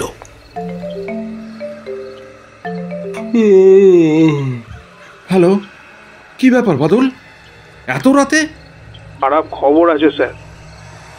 2 বছর আগে অধীর চৌধুরীর ভালো ব্যবহারে সন্তুষ্ট হয়ে সুপারিনটেনডেন্ট সাহেব ওকে বেশ কিছু দায়িত্ব দেয়।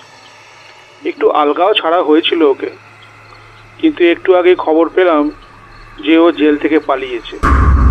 কি? আপনারা ওকে ধরেছিলেন, তাই একবার জানিয়ে দিলাম। যদি প্রতিশোধ নিতে ওখানে যায়, আমি তবুও 2 জন করে বন্দুকধারীকে পাঠিয়ে দিয়েছি আপনার ও শান্তনুবাবুর বাড়ির সামনে নজর রাখার জন্য। তবুও জানিয়ে দিলাম, রাখছি স্যার। এই বলে ফোন রেখে দিলেন ওই পাশের ভদ্রলোক। সারা রাত প্রায় অনিদ্রাতেই কেটে গেল দুজনেরই। পরের দিন অনেক অনুরোধের পর শুভ ও প্রিয়াকে তাদের বাড়ির লোকেরা ছাড়তে রাজি হন। আকাশের সাথে ওরা যখন পাণ্ডুপোতায় নিশীথের বাড়ি পৌঁছয় তখন প্রায় বিকেল 4টে বেজে গেছে। সেদিনটা ক্লান্তিতে সামান্য কথাবার্তায় পার হলো। বাপমা মরা নিশীথের বাড়িতে এক পাগল পিসি ছাড়া কেউই থাকে না তখন। মানুষটা যদিও সারাদিন বন্ধই হয়ে ঘরে থাকে, কারোর সাথে কথা বলে না, কেবলই কি যেন বিড়বিড় করে চলে। একজন আয়া রাখা আছে 24 ঘন্টার, সেই দেখাশোনা করে ওনাকে। ঘরগুলো দেখে পুরনো দিনের রাজপ্রাসাদ বলা যেতেই পারে। প্রিয়া প্রশ্ন করে, তোমার পূর্বপুরুষ কি জমিদার ছিল নিশি? হ্যাঁ, সেরকমই বলতে পারো। আসলে এটা আমাদের বাড়ি নয়, এখানে আমার মা বাবা কাজ করতেন। এই বাড়ির মালকিনি আমার মা বাবার মৃত্যুর পর আমায় মানুষ করেন। তিনিই সমস্ত কাগজপত্র আমার নামে করে দিয়েছিলেন। আমার যখন ক্লাস 10 তখন উনিও। ও সো স্যাড। আচ্ছা, তোমার পিসি কি? মা বাবা মারা যেতেই পিসি প্রায় পাগলের মতো হয়ে যায়। তখন আমার 1-2 বছর বয়স হবে। তখন থেকে সেই দিদি আমায় মানুষ করে। আমরা খুব গরিব ছিলাম। রেল লাইনের ওই পারে ওই দিদার বাড়ির কাছেই আমাদের বাড়ি ছিল। ওই চালাঘর বলতে পারো। আমার বাবা রাজমিস্ত্রি জোগাড়ের আর আমার মা রান্নার কাজ করে দিন গুজরান করতেন। ওই দিদার বাড়িতেই মা রান্না করতেন। আমার পিসিকে বাবার নাকি খুব ইচ্ছে ছিল শিক্ষিকা করার, কিন্তু একটা দুর্ঘটনা সব কিছু এলোমেলো করে দিল। এগুলো সব ওই দিদাই আমায় বলেছে। আজ আমার অর্থাভাব নেই বটে, তবে একটা পরিবারের বড় অভাব। প্রিয়া, তুমি সেই অভাব পূরণ করতে পারবে? প্রিয়া, পারবে? বলো। পারবো। এই বলে আলিঙ্গনে ঘনিষ্ঠ হয়ে যায় ওরা। পরের দিন সকালে নিশীথ তাদের বাড়ি ঘোরাতে ঘোরাতে এই কথাগুলোই বলছিল প্রিয়াকে। ওদের ঘনিষ্ঠতা যখন গাঢ় হতে শুরু করে এমন সময় শুভ চিৎকার করে প্রিয়াকে ডাকে। প্রিয়া, এই প্রিয়া, প্রিয়া! বাপি কাকু দুজনেই জানতে পেরে গেছে যে আমরা এখানে, মানে পাণ্ডুপোতায় আছি। But how? আমি তো আকাশকে বলেছিলাম আমায় লাইনে নিয়ে বাপিকে ফোন করে কনফারেন্স করতে। আমার ফোন তো বন্ধ ছিল, তাহলে কিভাবে? আই ডোন্ট নো, এবার কি হবে সেটাই ভাব। কুল ব্রো, কুল। আমার মাথায় একটা আইডিয়া আছে। কি? আমার এই বাড়িতে প্রচুর ঘর আছে। তোমরা দুপুরের খাবার খেয়ে একটু ঘুমিয়ে নাও বরং। ওরা যদি এখন জেনে থাকে তাহলেও ওদের আস্তে আস্তে বিকেল হয়ে যাবে। যদি গাড়িতে আসে তাও। আমি একটা ঘরে 2টো চেয়ার আর দড়ির বন্দোবস্ত করছি। তোমাদের আমি বিকেলে সেই ঘরে মুখ হাত পা দড়ি দিয়ে বেঁধে রেখে কিছুক্ষণের জন্য পিসিকে নিয়ে আমি পুরনো বাড়িতে চলে যাব। ওনারা এসে তোমাদের ওই অবস্থায় দেখে প্রশ্ন করলে তোমরা বলে দিও যে যেখানে ঘুরতে গেছিলে সেখান থেকে আরেক বন্ধুর বাড়ি যাওয়ার সময় একদল দুষ্কৃতী তোমাদের এখানে নিয়ে আসে। ইচ্ছে ছিল তোমাদের আটক করে টাকা চাও। কলকাতার প্রাক্তন কমিশনার ও রিনাউন্ড অ্যাডভোকেটের ছেলে মেয়ে তোমরা। তোমাদের টিভিতে দেখেই ওরা চর লাগিয়েছিল তোমাদের পিছনে। বাকিটা প্রিয়া তৈরি করে নেবে। কি প্রিয়া, আমাদের দুজনের জন্য, শুভর জন্য এটুকু তো পারবেই। প্রিয়া কোনো উত্তর না দিয়ে সম্মতিসূচক ছলনাময়ী হাসি হাসল শুধু। নিশীথ সেই মতো ওদের বেঁধে রেখে বেরিয়ে যাওয়ার ঘণ্টা খানেকের মধ্যেই বাইরে গাড়ির আওয়াজ শোনা গেল। তারপরেই কয়েক জোড়া জুতোর খটাখট শব্দ হতে থাকল।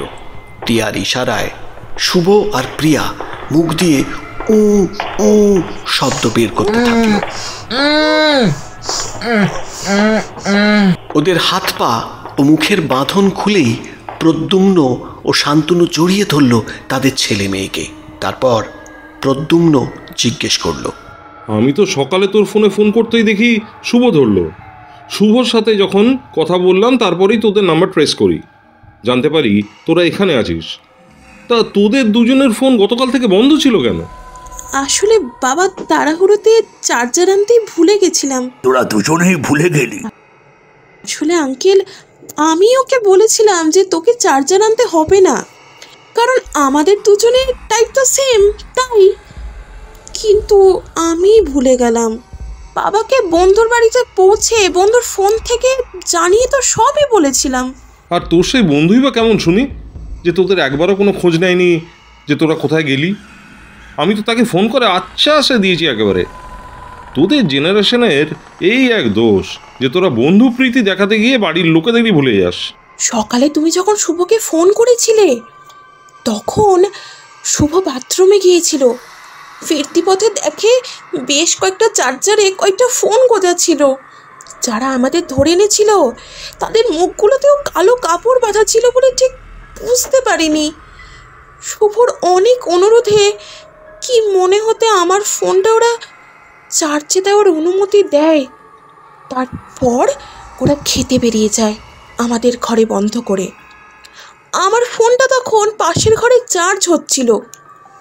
শুভ অনেক কষ্টে এই জানলা থেকে হাত বাড়িয়ে আমার ফোনটা থেকে ওইটুকুই বলতে পারে তোমায় যে আমরা পাণ্ডু পোতায়। ঠিক তারপরেই ওদের পায়ের শব্দ দরজার বাইরে শুনে ও ফোন বন্ধ করে দেয় বাপি। বাহ বাহ বাহ, ফ্যান্টাস্টিক অ্যাক্টিং প্রিয়া। হাততালি দিতে দিতে ঘরে ঢোকে নিশীথ। সবাই চমকে তাকায় সেদিকে। প্রদ্যুম্ন বলে, আরে নিশীথ, প্রিয়া, আজ এই ছেলেটার সহযোগিতায় তোদের উদ্ধার করতে পেরেছিলাম। এ হলো অমিয়র ছেলে নিশীথ কর্মকার। এতদিন ওর পরিচয় জানাতে বারণ করেছিল বলেই আমি তোদের বলিনি। কিন্তু তুমি অ্যাক্টিং বললে কেন বাবা? গেল, প্রিয়া এখন যা যা বলেছে সব আমার শেখানো। নিশীথ, তোমার মাথা ঠিক আছে তো? रुको जरा सबर करो, ये तो सिर्फ ट्रेलर था, पिक्चर अभी बाकी है माय डार्लिंग। নিশীথের কথায় পিন পড়লেও শব্দ হবে এমন নিস্তব্ধতা ছেয়ে রইল সারা ঘর জুড়ে। নিশীথ বলতে শুরু করলো, প্রিয়া, তোমার বাপি এবং তোমার শান্তনু আঙ্কেল আজ থেকে 25 বছর আগে ঠিক আজকের দিনেই একটা পরিবারকে শেষ করে দিয়েছিল। আর পরিবারটা ছিল আমার পরিবার। কিন্তু আমিও তো... না মিস্টার প্রদ্যুম্ন সান্যাল, এবার আপনারা সবাই শুধু শুনবেন, বলবো আমি। অমিয় কর্মকারের ছেলে আমি নই, আমি অধীর চৌধুরীর ছেলে অজয় চৌধুরী। এবার চিনতে পেরেছেন? আমার পিসি যদি সেই রাতে আমায় নিয়ে না পালাতো তবে আপনি আমাকেও হয়তো মেরে ফেলতেন, আর নয়তো কোনো অনাথ আশ্রমে দিয়ে আসতেন। প্রিয়া, শুভ, আজ তোমাদের আমি আসল সত্যিটা জানাবো। চলো আমার সাথে। আকাশ, ভেতরে আয়। তোর সাথে যারা যারা এসেছে সবাই তাদের কাজ করে দিয়েছে তো? একদম, আমার কাজ আমি করে দিয়েছি। এবার এদেরকে... না, এখন নয়। সবাইকে জানিয়ে রাখি যে বাইরে যতজন পুলিশ ছিল তারা এখন গভীর নিদ্রায় মগ্ন, তাই কোনো প্রকার চালাকি কেউ করতে যাবেন না। এখন আপনাদের সেই ঘরে নিয়ে যাব যেখানে আপনাদের কুকীর্তির স্মৃতিগুলো সময়ের সাথে সাথে ধামাচাপা পড়ে গেছে। সরি প্রিয়া, তোমায় আমি সকালে কিছু মিথ্যে বলেছিলাম, তার জন্য আমায় মাফ করে দিও প্লিজ। এই বলে নিশীথ অর্থাৎ অজয় ওদের চারজনকে নিয়ে গেল একটা বন্ধ ঘরে। ঘরটা বাইরে থেকে তালা দেওয়া। আকাশের সহযোগিতায় ঘরটার তালা ভেঙে সবাইকে নিয়ে আকাশ আর নিশীথ ঢুকল। অনেক বছর ধরে বন্ধ থাকায় এক অদ্ভুত মরা পচা গন্ধ বের হতে থাকলো ঘরটার থেকে। প্রিয়া সেখানেই হড় হড় করে বমি করে ফেলল। নিশীথ সেদিকে কোনো ভ্রুক্ষেপ না করে পকেট থেকে একটা রিভলভার বের করে বলল, না না আঙ্কেল, হাতের তেলোই করে বড় করা মেয়েদেরকে একটু আধটু কষ্ট সহ্য করতে দেওয়া দরকার, বোঝেন না কেন? আমার মা বাবাকে আপনারা কম কষ্ট দিয়েছিলেন নাকি? এই হচ্ছে সেই ঘর। কি ভুল বললাম কিছু? এবার সব সত্যি বলছি প্রিয়া, মন দিয়ে শোনো। এটা অমিয় কর্মকারের বাড়ি। কলকাতায় ওনার নার্সিংহোম খোলার সময় এ বাড়িতে রান্নার কাজে নিযুক্ত আমার মাকে তিনি অনেক করে বলে বুঝিয়ে কলকাতায় নিয়ে যান। আমার বাবা তখন এ বাড়ি দেখাশোনা করত, সাথে ওনার মা আর পাগল বোনকেও। রেল লাইন পেরিয়ে বাজার এলাকায় ছিল আমাদের ছোট্ট দরমার বাড়ি। মা সপ্তাহ শেষে বাড়ি আসত, একদিন থেকে আবার চলে যেত। আমার পিসি গ্র্যাজুয়েট কমপ্লিট করার পর অমিয় আঙ্কেলের মায়ের হাতে হাতে রান্না করে দিতে আসতো মাঝে মাঝে। দিদা আমার পিসিকে খুব ভালোবাসত। দিদার ইচ্ছে ছিল পিসিকে এ বাড়ির বউ করার, কিন্তু অমিয় আঙ্কেল বিলেত ফেরত ডাক্তার ছিল বলে কোনোদিন এই বিষয়টাকে আমল দেননি। একদিন মা বাড়ি এসে জানালো যে আমি আর ওনার নার্সিংহোমে কাজ করব না। তখন আমি মায়ের পেটে। মা খুব ভয় ভয়ে কথাগুলো বলছিল। মা শনিবার রাতে ফিরত বলে বাবা রবিবারটা ছুটি নিত। কথাটা শুনে বাবা কি হয়েছে জানতে চাইলে মা বলে, অমিয়বাবু অন্যরকম হয়ে গেছেন। ওনারা মানুষের অঙ্গ প্রত্যঙ্গ পাচারের ব্যবসা করবার চিন্তা করছেন। অমিয়বাবু ওই বাড়ি থেকে ওনার মাকে নিয়ে গিয়ে কলকাতায় রেখে দেবে, আর ওই বাড়িটাতেই গুপ্ত গবেষণাগার বানাবে কৃত্রিম অঙ্গ প্রতিস্থাপনের। সেই সবই কথা বলছিল গতকাল ওই দুজন ভদ্রলোকের সাথে অমিয়বাবু। কি যেন নামটা ভুলে যাচ্ছি। আমার মাথা কাজ করছে না গো। কথাটা শুনে আমার হাত পা ঠান্ডা হয়ে গিয়েছিল। সে না হয় বুঝলাম, কিন্তু তার সাথে অঙ্গ পাচারের কি ব্যাপার? আরে তুমি কি বুঝতে পারছো না? কৃত্রিম অঙ্গ প্রতিস্থাপনের আড়ালে ওই কাজ চালাবেন উনি। লোভ মানুষকে কত নিচে নামিয়ে দেয় শুধু ভাবি আমি। আমার মা বাবা দুজনেই কাজ ছেড়ে দিতে চাইলে আমায় মেরে ফেলবে বলে ব্ল্যাকমেল করতে থাকে অমিয় আঙ্কেল। ছি, আঙ্কেল বলতেও ঘেন্না লাগে। যাই হোক, তারপর 1 বছর ধরে চলতে থাকে সেই পাচার। এই পান্ডু পোতা তখন ছিল অজপাড়াগা। তখন টাকার লোভ দেখিয়ে এই গ্রামের অনেক মানুষকে যুক্ত করেছিল অমিয় বাবু। কিন্তু তোমার বাবা ও শান্তনু আঙ্কেল এতটাই চালাক ছিল যে কোথাও কোনো জায়গাতেই নিজেদের প্রকাশ্যে আনেননি। আর বোকা অমিয় কর্মকার বার খেয়ে ক্ষুদিরাম হয়ে একের পর এক অন্যায়ের সাক্ষী হয়ে চলল। এরা দুজনেই জানতো যে কোনো না কোনো সময় ওই অপরাধ ধরা পড়বেই। তাই যখন ওপর মহল থেকে চাপ পড়তে থাকে তখন আমার বাবা আর অমিয় আঙ্কেল ফাঁসে। আর আমার মা যখন সত্যিটা তৎকালীন ডিসিবিকে বলতে চায় তখন 20 ইঞ্জেকশন ইনজেক্ট করে। এই ঘরেই মাকে মেরে ফেলা হয়। ওদিকে আমায় পিসি নিয়ে চলে যায় সোজা আমার মামার বাড়িতে। সেখানেই আমি বড় হতে থাকি। আমার পিসি মনে মনে অমিয় কর্মকারকে ভালোবেসে ফেলেছিল। তাই যখন জেলের মধ্যে অমিয় আঙ্কেলের মৃত্যুর বিষয়টা জানতে পারল পিসি, তখন থেকেই মাথাটা ডিস্টার্ব হতে শুরু করে। অমিয় আঙ্কেলের বিয়ে হয়েছিল, কিন্তু বউ ছেড়ে চলে গিয়েছিল অনেক আগে। মানে তোমার বাবা আর শান্তনু আঙ্কেলের সাথে পরিচয় হবার অনেক আগেই। তাই সেই বিষয় নিয়ে কেউ কিছুই জানত না। অমিয় আঙ্কেলের মা মানে দিদা আমার মামার বাড়ি চিনত। অমিয় আঙ্কেল মারা যাওয়ার পর তিনি আমাদেরকে অনেক খোঁজ নেন। তারপর কি মনে হতে আমার মামার বাড়িতে যান, তখন আমার পিসির অবস্থা অনেক কাহিল হয়ে পড়েছে। আমার মামা মামি আর দিদার সম্মতি নিয়ে ওনার মা তখন আমায় আর পিসিকে এখানে নিয়ে এসে নিজের কাঁধে সকল দায়িত্ব তুলে নিয়েছিলেন। আমি তখনও সত্যিরে জানতাম না। দিদা মারা যাওয়ার সময় কিছু কথা আমায় জানিয়ে যায় আর বলে যে তার ছেলের মৃত্যুর বিষয়ে তার নাকি কোনো সন্দেহ আছে। তার কাছ থেকে আমি আমার বাবার খোঁজ পাই, কিন্তু তখন কিভাবে দেখা করতে যাব সেটাই বুঝতে পারিনি। ততক্ষণে দিদা সবাইকে জানিয়ে দিয়েছিলেন অলরেডি যে আমি অমিয় কর্মকারের ছেলে। তার বউ আমাকে তার শাশুড়ির হাতে দিয়ে যায় দ্বিতীয় বিবাহ করবে বলে। গত 2 বছর আগে আমি আমার বাবার সাথে দেখা করে জানতে পারি সব কিছু, এমনকি অমিয় কর্মকারের মৃত্যু রহস্যটাও।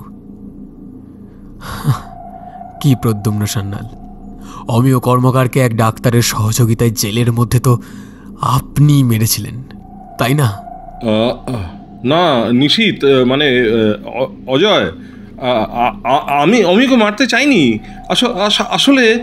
আসলে অমিয় আঙ্কেল আপনাদের মুখোশগুলো ওপর মহলে জানিয়ে দেবে বলেছিল, আর সাথে আমার বাবাও। আমার বাবাকে শক ট্রিটমেন্ট দিয়ে পিসি আর আমায় নিয়ে ব্ল্যাকমেল করে বসে করতে পারলেও অমিয় আঙ্কেলকে করা যায়নি। উনি শক দেওয়ার সময় মারা যান। রটানো হয় যে আসল অপরাধীদের নাম বের করে দেওয়ার জন্য চাপ দিতে গিয়ে ওনার স্ট্রোক হয়। প্রমাণের অভাবে শান্তনু বাবু চতুর ওকালতির চোটে আমার বাবার স্থান হয় আলিপুর সংশোধনাগারে, যা বর্তমানে বারুইপুরে। অনেক হয়েছে, অনেক দিন বাঁচলি তোরা, অনেক অনেক অপরাধ জমলো তোদের কর্মের খাতায়। এবার তোদের মরার পালা শয়তান। ও আমাদের ছেড়ে দাও, আমাদের ছেড়ে দাও। আমি স্বীকার করছি, গত পরশু রাতে আমি যা যা বলেছি সব মিথ্যে, সব আমার আর প্রত্যুন্মর সাজানো। আসল সত্যতা যাতে গোপন রাখা যায় তার জন্যে। প্লিজ, এবার তো সব স্বীকার করলাম, এবার এবার দয়া করে আমায় যেতে দাও। আমরা যা করেছি ভুল করেছি নিশীথ। তুমি সব কি বলছো নিশীথ? তোমার মাথা ঠিক আছে তো? প্লিজ প্লিজ নিশীথ, নিজেকে শান্ত করো নিশীথ, প্লিজ। তুমি সরে যাও বলছি। এই নিশীথ, এই নিশীথ, বলছি শোনো না সোনা, আমি তোমায় কথা দিচ্ছি, এদের অন্যায় শাস্তি এরা ঠিকই পাবে। আমি তার ব্যবস্থা করব। বলছি হেই হেই, দেখো না, দেখো না, তুমি তোমায় ভালোবাসো বলো আমায়। ওহ, জাস্ট স্টপ প্রিয়া, আমি তোমায় ভালোবাসি না, বললাম তো। তুমি আমার জন্য এদের দুজনকে এখানে আনার বা এই পরিস্থিতিতে ফেলার ঘুঁটি ছিলে মাত্র, আর কিচ্ছু না। শুধু ঘুঁটি? আর আর আমাদের ভালোবাসা সব মিথ্যে? এ ভাই, তুই যে আমায় বন্ধু বলেছিলিস নিশীথ, এই তোর বন্ধুত্ব ভাই। আমার বাবার করা সকল অপরাধ আমি মাথায় নিলাম। তুই আমায় মেরে যদি শান্তি পাস তবে তুই সেটাই কর ভাই, শুধু তুই আমার বাবাকে মারিস না। শান্তনু, প্রদ্যুম্ন, প্রিয়া আর শুভর কোনো কথাই তার কানে যাচ্ছে না তখন। বন্দুকের নলটা তাক করা শান্তনুর মাথায়, ট্রিগারটা আঙুলের চাপ দিতে যাবে নিশীথ, ঠিক সেই সময় একজনের হাত এসে নিশীথের হাতটা ধরে সিলিংয়ের দিকে তাক করলো। এক বিকট আওয়াজ করে গুলিটা লাগলো সোজা সিলিংয়ে। হঠাৎ সব কিছু নিস্তব্ধ। তারপরেই এক চেনা কণ্ঠ শোনা গেল। খবরদার খোকা, শাস্তি দেওয়ার এই পদ্ধতি বেছে নিলি তুই? ছি! বাবা, তুমি এখানে? বাচ্চা বাচ্চা ছেলে মেয়েগুলো কি দোষ করেছে বাবা? জানিস, জেল থেকে পালানোর পর কত খুঁজেছি তোদেরকে। আমি জানতামই না যে তুই এখানে। বিকেলে তোর মামার বাড়ি থেকে ফিরতি পথে ভাবলাম, গতকাল তো তোর মামার বাড়ি যাওয়ার সময় আমাদের ঘরটা তালা দেওয়া দেখলাম, যদি এবার পাই কাউকে। কি মনে হতে বাড়ির দিকে যেতে দেখি ছায়াকে। আমায় দেখে প্রথমে চিনতে পারিনি, তারপর যাও বা চিনল, আবার ভুল বকা শুরু করে দিল। আয়ার কাছ থেকে জানতে পারি যে তুই এখানে। তারপর প্রিয়া আর শুভকে উদ্দেশ্য করে বলে, তুমি বেরিয়ে এসো প্রিয়া, বাবা তুমিও। খোকা যখন আমার সাথে দেখা করতে গেছিল তখন তোমার কথা বলেছিল, ও কিন্তু তোমায় খুব ভালোবাসে। খোকা, তুই তোর বন্ধুদের বল এদেরকে বেঁধে দিতে। আমি সুপারিনটেন্ডেন্ট সাহেবকে সবটা বলেছি, উনি আমায় পালাতে সাহায্য করেন। এদের শাস্তি আইন দেবে খোকা। যে আইন তোমার আমার সব কিছু কেড়ে নিল, সেই অন্ধ আইনের ওপর তোমার এখনো ভরসা আছে? আইন তো অন্ধ নয়, এদের মতো কিছু মনুষ্যরূপী শয়তান তাকে অন্ধ বানিয়ে রাখে। যেদিন আইন তার চোখের বাঁধন খুলবে সেদিন অপরাধ বলে আর কিছুই থাকবে না জগতে। তখন আইনের রক্ষকরা খাবে কি খোকা? তুই ছাড়, তুই বরং এই নাম্বারটা মেলাতো, একটা ফোন করিস সুপারিনটেন্ডেন্ট সাহেবকে। এই বলে শান্তনু আর প্রদ্যুম্নকে ওই ঘরেতে একটা চেয়ারের সাথে বেঁধে ওরা সবে বেরোতে যাবে। ঠিক তখনই যেন মনে হলো কেউ ওদের বাইরে থেকে ঠেলে দিয়ে দরজাটা তুম করে বন্ধ করে দিল ভেতর থেকে। সবাই দরজায় ক্রমাগত ধাক্কা দিতে থাকলো, কিন্তু দরজা কিছুতেই খুলল না। আর ভেতরে যেন ঝড় বইতে শুরু করলো। তার মধ্যেই ভেসে আসতে থাকলো শান্তনু আর প্রদ্যুম্নের গগনবিদারী আর্তচিৎকার। আমার কিডনি নিবি না? আমার হৃৎপিণ্ড আমায় ফেরত দে বলছি। আমার লিভার নিও না। আমার চোখ নিয়েছিলিস না, এবার তোর চোখ আমরা নেব।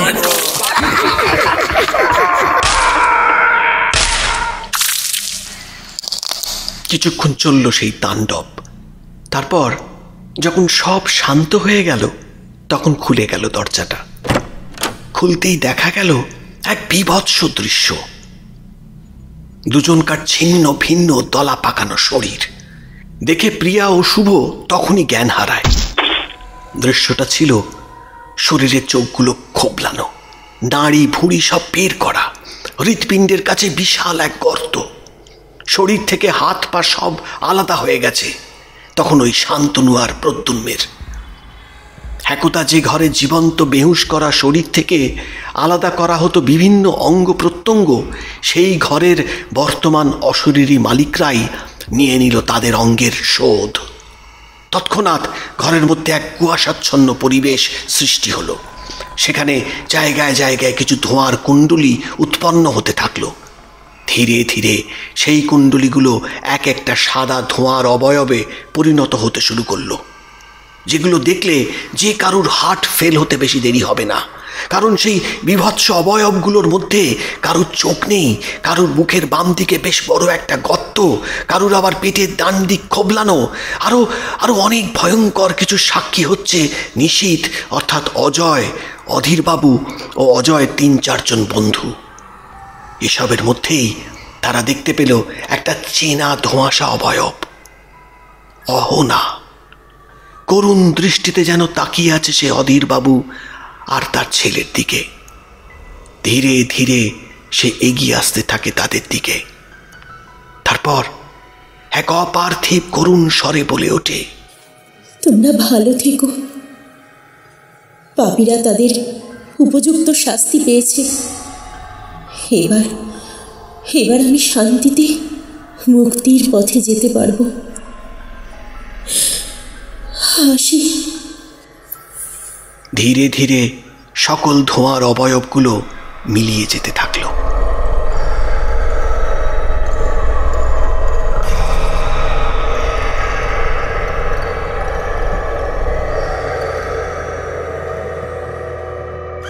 কেমন লাগলো আমাদের আজকের গল্প জানাতে ভুলবেন না একটা ছোট্ট কমেন্ট করে।